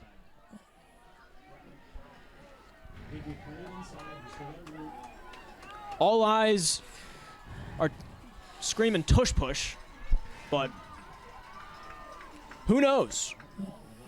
Chihino to Rumoro. Rumoro in for the score. Behind the right side of that line. And Sean Lane, the linebacker, in as a blocking back once again. And he is down on the turf. Help to his feet. Yeah, this and has for a been, guy who jogged off the field last time he was down, much more gingerly now. It's been a very physical game, and again, this is one of your leaders in Lane. You hate to see him in this amount of pain, see if he stays out a little longer just to take care of him before coming back in, the senior. And especially if you're Geneva right now, you're thinking about next week as well. You don't want to lose him potentially for a state championship. Rumero's second rushing touchdown of this half. Hogden on for the extra point. Would give the Vikings an 8-point lead. Snap and hold. Kick is true. Great pressure from the Trojans, but Hogden put enough arc on it. 28-20. Geneva up a score with 11:21 remaining. Just a great job by the Vikings once again.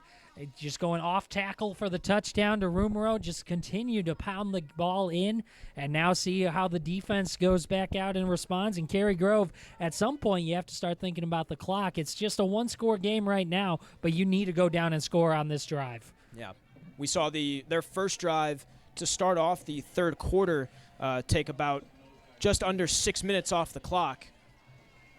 Yeah, and that's the other thing, too. Cary-Grove is not a team that's designed to trail in games. This is a team that needs to have a lead because the running game does take up a lot of time. Occasionally, you'll burst that big run out there, but for the most part, they're trying to kill the clock.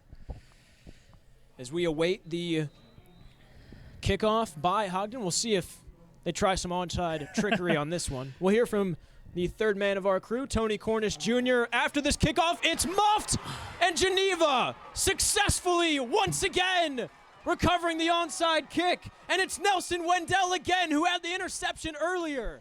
A referee is down, but the Vikings celebrating it as if they have it. Yeah, and a little bit of trickery, as we said. The official wasn't aware of what was going on either. Ended up caught up in the action and taken down as there was a scramble for the football. Have a game, Nelson Wendell.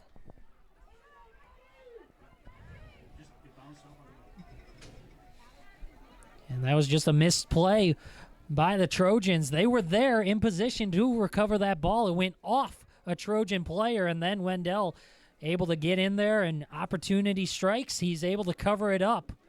Started off last week's quarterfinal with 3 successful onside kick attempts against Lake Forest, as the official gets helped to his feet to a round of applause.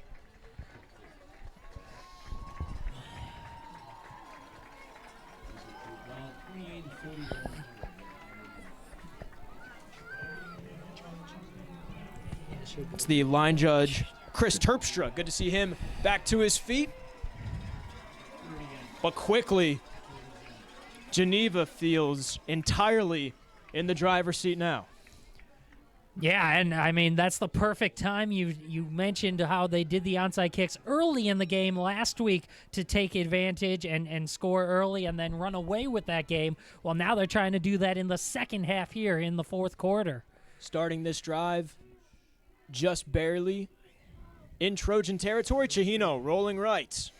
Looking to throw. Evades a tackler. Chihino down the far sideline. Has a receiver. It's Conkey at the 30. Conkey gets down to the 21. That was Nate Jonas applying the pressure. He was there. It looked like he had the sack, and just heartbreak for the Trojans. It looks like you have a big play on first down defensively. Instead, it's a big offensive play the other way for the Vikings.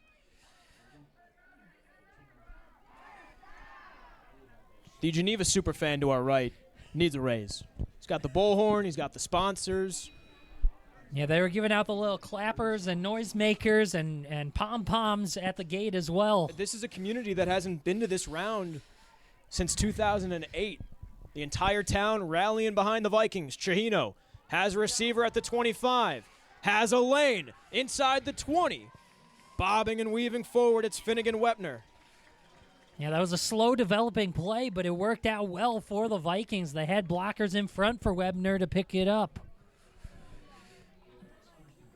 They'll say that Wepner was forced out at the 8-yard line. First and goal. 10:54 remaining. Geneva up a score. Each team, though, still with all 3 timeouts. Vikings spread out their offense. Trips to the right. Wepner alone on the near side. Chihino in shotgun. This play will be whistled dead. As we await the penalty, let's introduce the third man of our crew, Tony Cornish Jr., back up to the booth, who has been braving the elements in this semifinal matchup all game long. It's definitely some November conditions for some semifinal football, but Tony, what do you got for us? I tell you what, you have to look at what's going on with this offense for the Vikings. These guys are pumped up. They're excited. Great play calling by the offensive staff, of course, for the Vikings here. Geneva playing inspired football. But again, big plays are making a difference when it counts. And this is the time of year when you need players to make big plays. 28-20, 10:52 left here in the fourth quarter. Got to look at the Vikings. Can they hold on? Can they punch this in?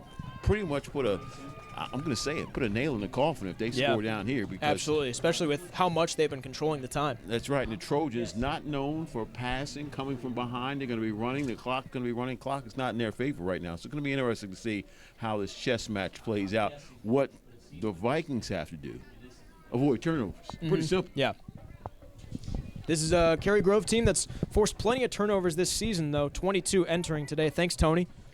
Just the one turnover so far, the interception at the end of the first half by Chihino for the Geneva offense, and it was a timeout by Geneva.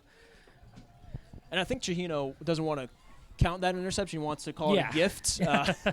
But nonetheless, one interception from number 12 today. Looking for another end zone, has trouble with the ball, and there's the turnover.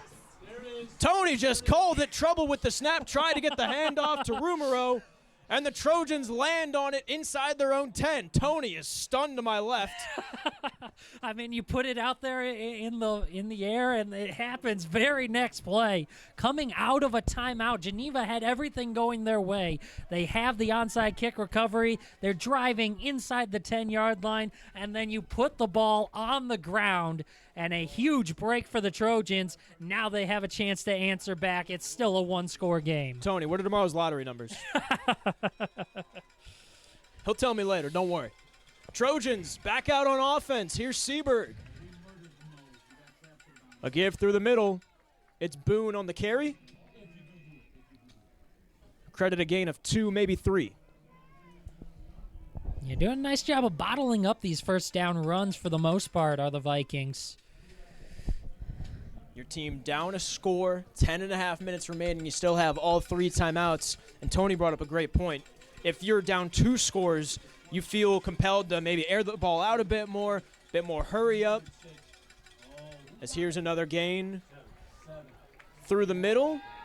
Short yardage for Boone once again, but now it only being a 1-score game, you don't feel like you have to tweak your offense that much and just say, we've got plenty of time. Yes, we have plenty of yardage to get, still need to get about 80 yards downfield, but there's the ability for Cary-Grove to take somewhat of a breath. Yeah, that turnover absolutely changes everything for the Trojans' game plan, because if you're down 2 scores again, a time-consuming offense, it changes your entire outlook. Seaberg himself driven backwards after he got across the 25. Not even the 25, the 20, excuse me. You need the 22 for the first, and they'll give it to him.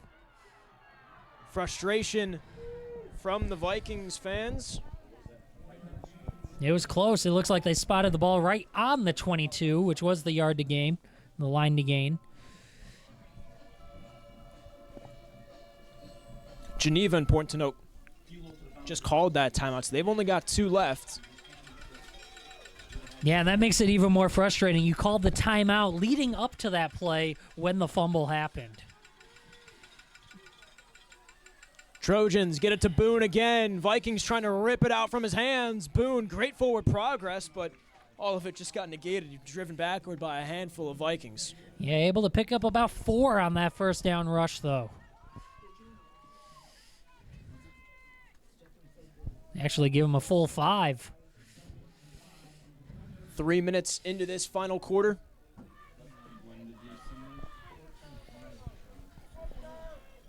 Trojans not showing any signs of rushing themselves just yet.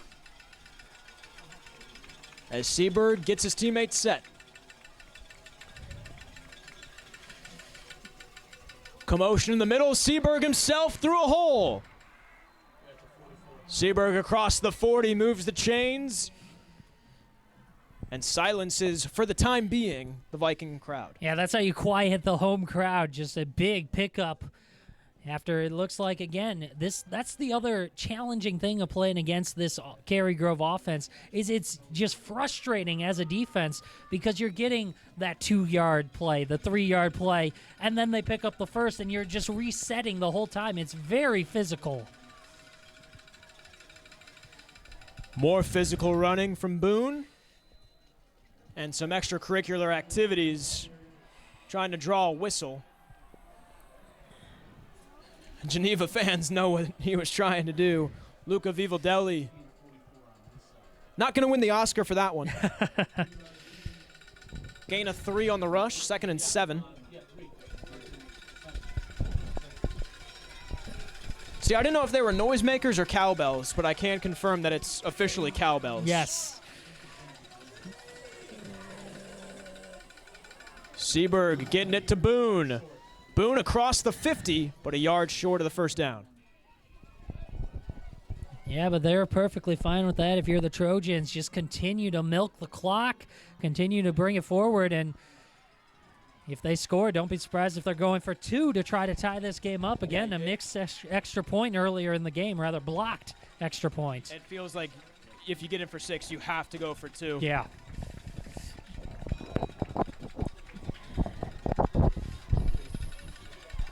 Still a lot of time left, but depending how quickly they get in for the score, how much time do they have for the Geneva offensive drive and then to get the ball back. 3rd and short. Here comes Seaberg. Skips back behind the line, across the left side. Gets another first down for the Trojans. And again, just the decibel disparity of pre-snap to post-first down is insane here at Burgess Field. Yeah, it is. You get them, and that's the other thing. Again, you quiet the crowd because you get these third down plays almost every single series, but then you're able to move the chains because that's what Cary-Grove's offense does.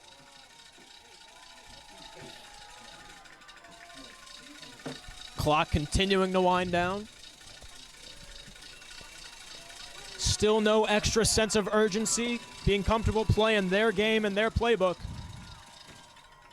Seaberg. A give to Boone. Some hesitation there, especially on that one from the Vikings. Did a really good job on that fake, having multiple guys go out to the left side and try to draw some attention. Yeah, and then just hard running from Boone, able to fall forward and pick up about 3. Yeah, the Vikings defense, they're containing the run, but all it takes is that one big one. And for Cary-Grove, they're willing to get those 3 and 4 yard gains. Dropping back to pass. Seaberg over the middle, in and out of the hands. Tried to find his tight end. Nearly the 2nd interception on the day from number 41 of the Vikings, Nelson Wendell, in coverage.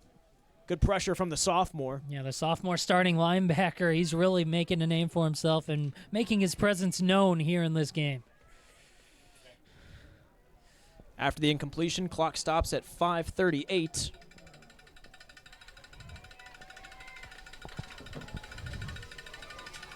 Some personnel changes for the Trojans. Back into the game, Gabriel Rose in place of Michael Massett. 3rd and 7. Seaberg gets set. Seaberg keeps it himself across the right side. Blockers in front, cuts up middle. Seaberg inside the 30. Seaberg is going to waltz into the end zone untouched. Another rushing touchdown for the Trojans. Peyton Seaberg, the All-State first-team quarterback at 6A, has made this a 28-26 contest. Yeah, just a great play there. He was able to take it himself and basically untouched. As soon as he hit that hole and found the gap, he takes it all the way untouched. So now, out of necessity, going for 2.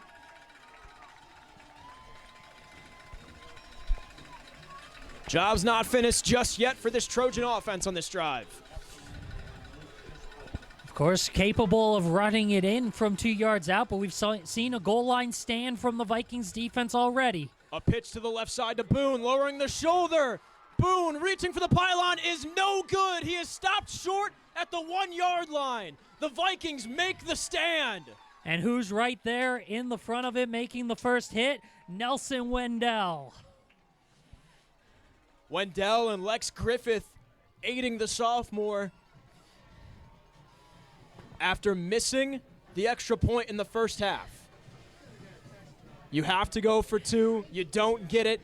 5:30 remaining on the clock. Geneva up by 2 points. Yeah, and it's really tough, but we've seen some big goal line stands already for the Vikings. They stopped a 3rd and 1 and a 4th and 2, or rather 4th and goal from the 2, 3rd and goal from the 1 earlier in the game. The blocked extra point, and now the stop here from 2 yards out on the 2-point try. This goal line defense has been good so far for Geneva. Viking offense taking the ball back over. Cary-Grove's defense has held them at times today.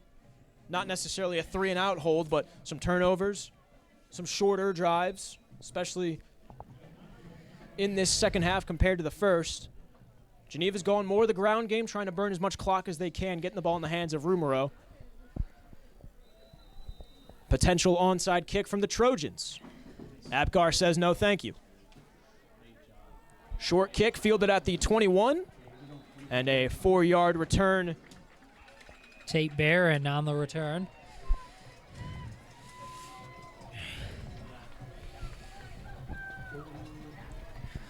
So we've seen a couple of drives so far where Geneva has had a chance to make it a 2-score game. They've turned it over both times, an interception and the fumble now on that last possession. How do they respond here?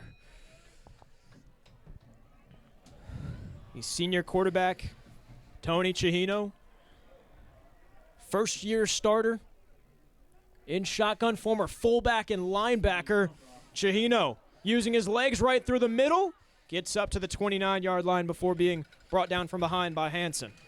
He looked like Peyton Seberg on that run, pulling it back, taking a step back, and then running it forward to the left. And again, we talked earlier, a guy who's not necessarily going to use his legs. That is, not plan A, not plan B, but plan E or F of this Cary-Grove defense as opposed to what we can expect out of the Vikings offense. Yeah, you're trying everything you can to shut down Rumoro as the running game and to try to cover these receivers of Geneva. You're not expecting the run by Chihino. Low snap, quickly over to Taylor. Taylor reaching for the edge, has a blocker, has a first down. Taylor forced out of bounds at the 39. And expect to see a lot more of that, just the short yardage to Taylor and then let him do his thing with the ball in his hands. We'll say he was shoved out at the 37 instead, but still enough to move the chains for the Vikings. Clock stops at 4:39 to go. Still all 3 timeouts for the Trojans, only 2 for Geneva. Trips to the left for Chihino. Audibles to his front 5. Defense is playing far back on these receivers. A give to Rumoro. Rumoro across the right side, gets across the 40 before being pulled backward. Of course, they go with the run on that one, but my point for the playing back, that's what's creating these open spaces for when they want to go with the short yardage to Taylor, because you're so scared of giving up the big play deep downfield. It's difficult to cover all of these receivers if you're Cary-Grove's defense, so you're allowing that separation for the short yardage and letting them get the underneath passes. Well, and there's been times this season where the entirety of Geneva's offense has been, let's find Talon Taylor and get in the ball. They've been doing a great job today spreading out the ball, getting it in various weapons. Chihino to throw, has Wepner across the 50. Wepner into into Cary-Grove territory. At the 42, he gets taken down. And right on cue to your point, one of those other Wepners, Finnegan Wepner.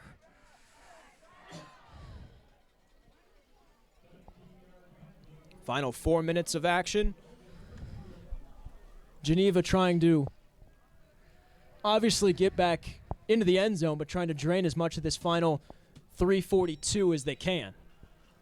Yeah, potential score, you get the extra point, and all of a sudden it's a 2-score game.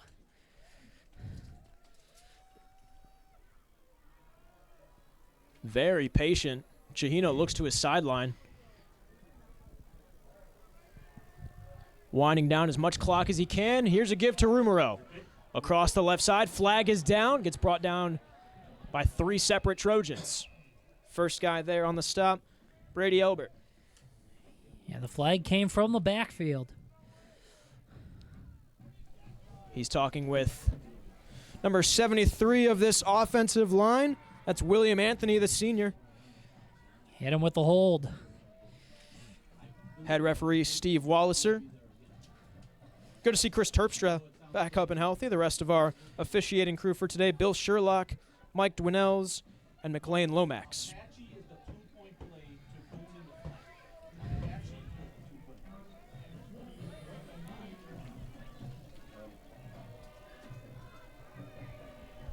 Penalty retreats them back into their own territory. Chihino on 1st and 20.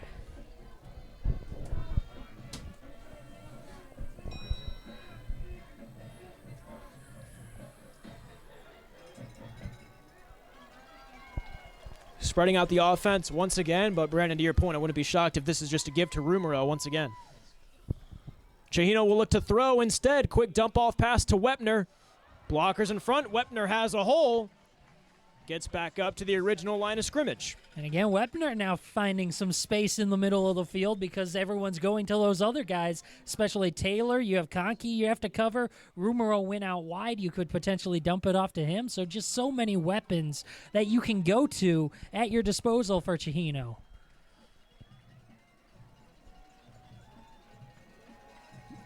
Play is whistled dead. Cary-Grove calls their first time out of the half. 2:47 remaining. Geneva up by 2 points and continuing to march down the field. We'll be back in 30 seconds. You're listening to NFHS.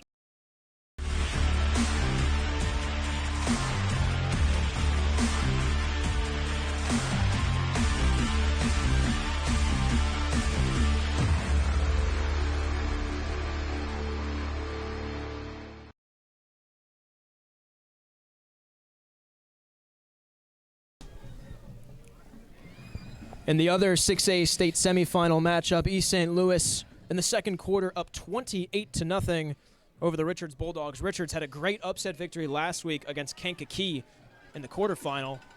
East St. Louis just continuing to wallop everybody they come across. Yeah, they're the heavy favorite to go back to the state championship once again. Here's Chihino on 2nd and 8 out of the timeout. Sends Wepner in motion. Fakes the give to Rumoro. Chihino will take this one himself. Chihino diving forward. Fighting for the first down. It'll be close depending on where they spot him, but Chihino uses his legs, and they do motion the chains to move. Senior quarterback who's had a great arm all day long, relying on the legs down the stretch. Yeah, that's just great vision and great awareness there from Chihino. Again, we haven't seen a whole lot of it. A couple of designed runs. That wasn't the case there. He was looking for options and then saw the opening and was able to take it for the first. And with the Vikings continuing to rush the ball, 2 timeouts remaining for the Trojans, how many, if either of these, do they have to burn while on defense? Yeah, this could be a very costly drive, and you have to try to get a stop any way you can, or at least keep them from getting that extra point if they are able to score the touchdown and make it a two-possession game. Chihino gives it to Rumoro. No gain, if anything, for the running back. And there's one of those 2 timeouts being burned by the Trojans. 2:04 remaining. Do you hold one in case you get the ball back on offense, or do you feel compelled to burn the final one? It really depends on what happens on this next play here. You're hoping that they're going to be passing at some point and to try to get the first down. If they run it here on 2nd down, you want it to be a short yardage run so that it brings up the 3rd down. So you use your timeout, and then you're kind of forcing them to pass on the next play. Still 31 yards to go for the Vikings, trying to boost their lead from 2 to 8 or potentially up to 10.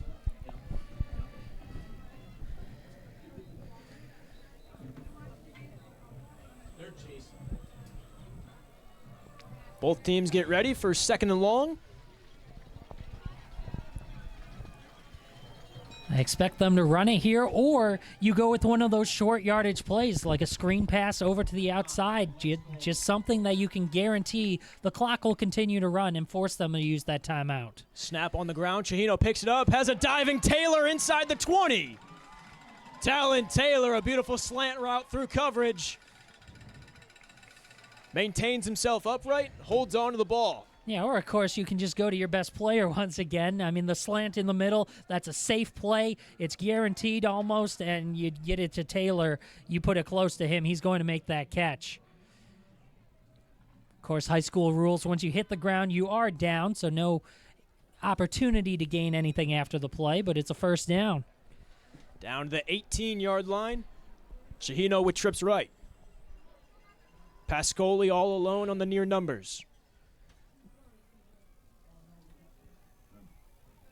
Chihino takes this one himself, and no chance, a loss on the play. That one brought down behind the line of scrimmage by this senior linebacker who's been the true leader of this team all season long, Austin Hansen. Yeah, not fooled by the play action whatsoever. Immediately in the face of Chihino, a big sack, but now down to no timeouts. They just called their final one. Minute 23 remaining. And yeah, no timeouts left for the Trojans.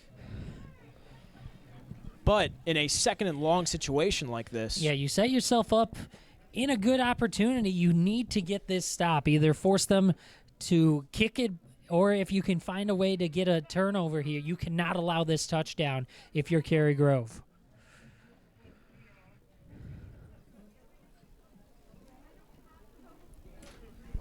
Either way, though, you're not looking at a lot of time, and with no timeouts, it's going to change the way this offense plays if the Trojans get the ball back down by one score. Yeah, because for as much of a ground team as this is, you're either fighting for the sideline every single play, or we're going to have to see Seaberg loosen up his shoulders the most he's thrown this year. Yeah, and so it'll be – you're not in a good opportunity, good situation for the Trojans offense. Again, this is a team built to play with a lead, trailing here in a big game.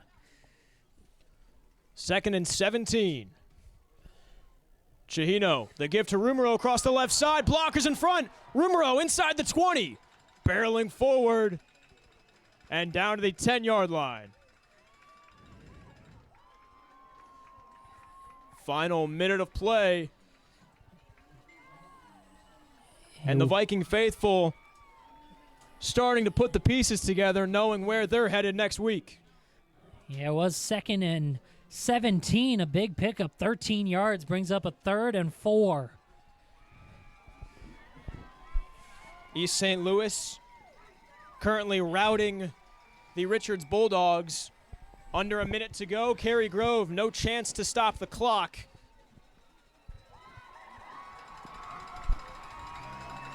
And let the celebration commence.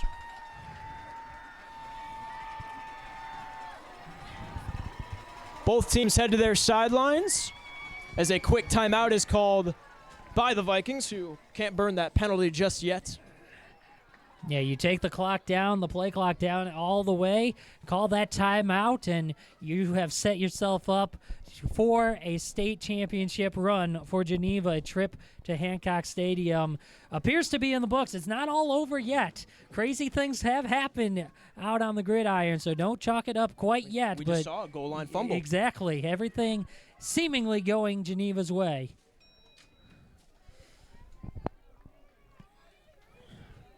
Chihino under center.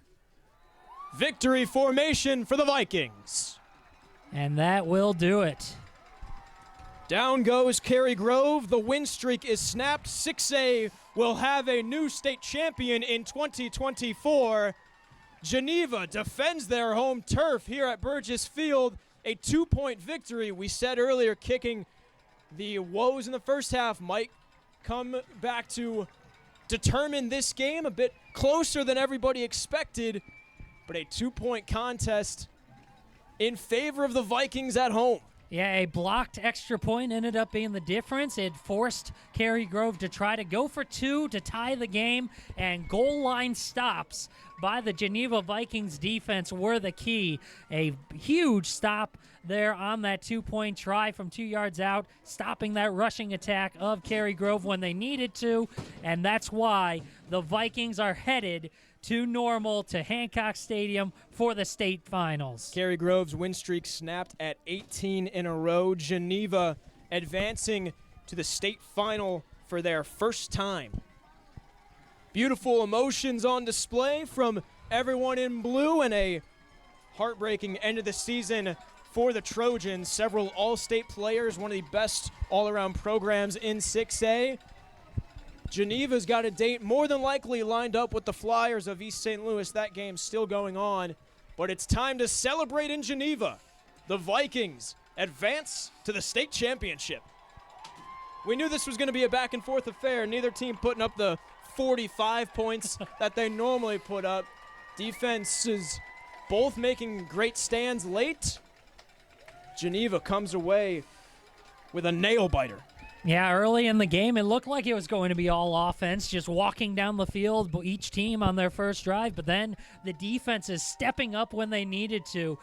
Some key turnovers for both sides to really keep this game where it needed to be. Chances for Geneva to go up 2 scores early in the game, but Cary-Grove able to force some takeaways at the end of the first half and then early in the second half to really keep the game close and prevent Geneva from extending the lead and running away with it.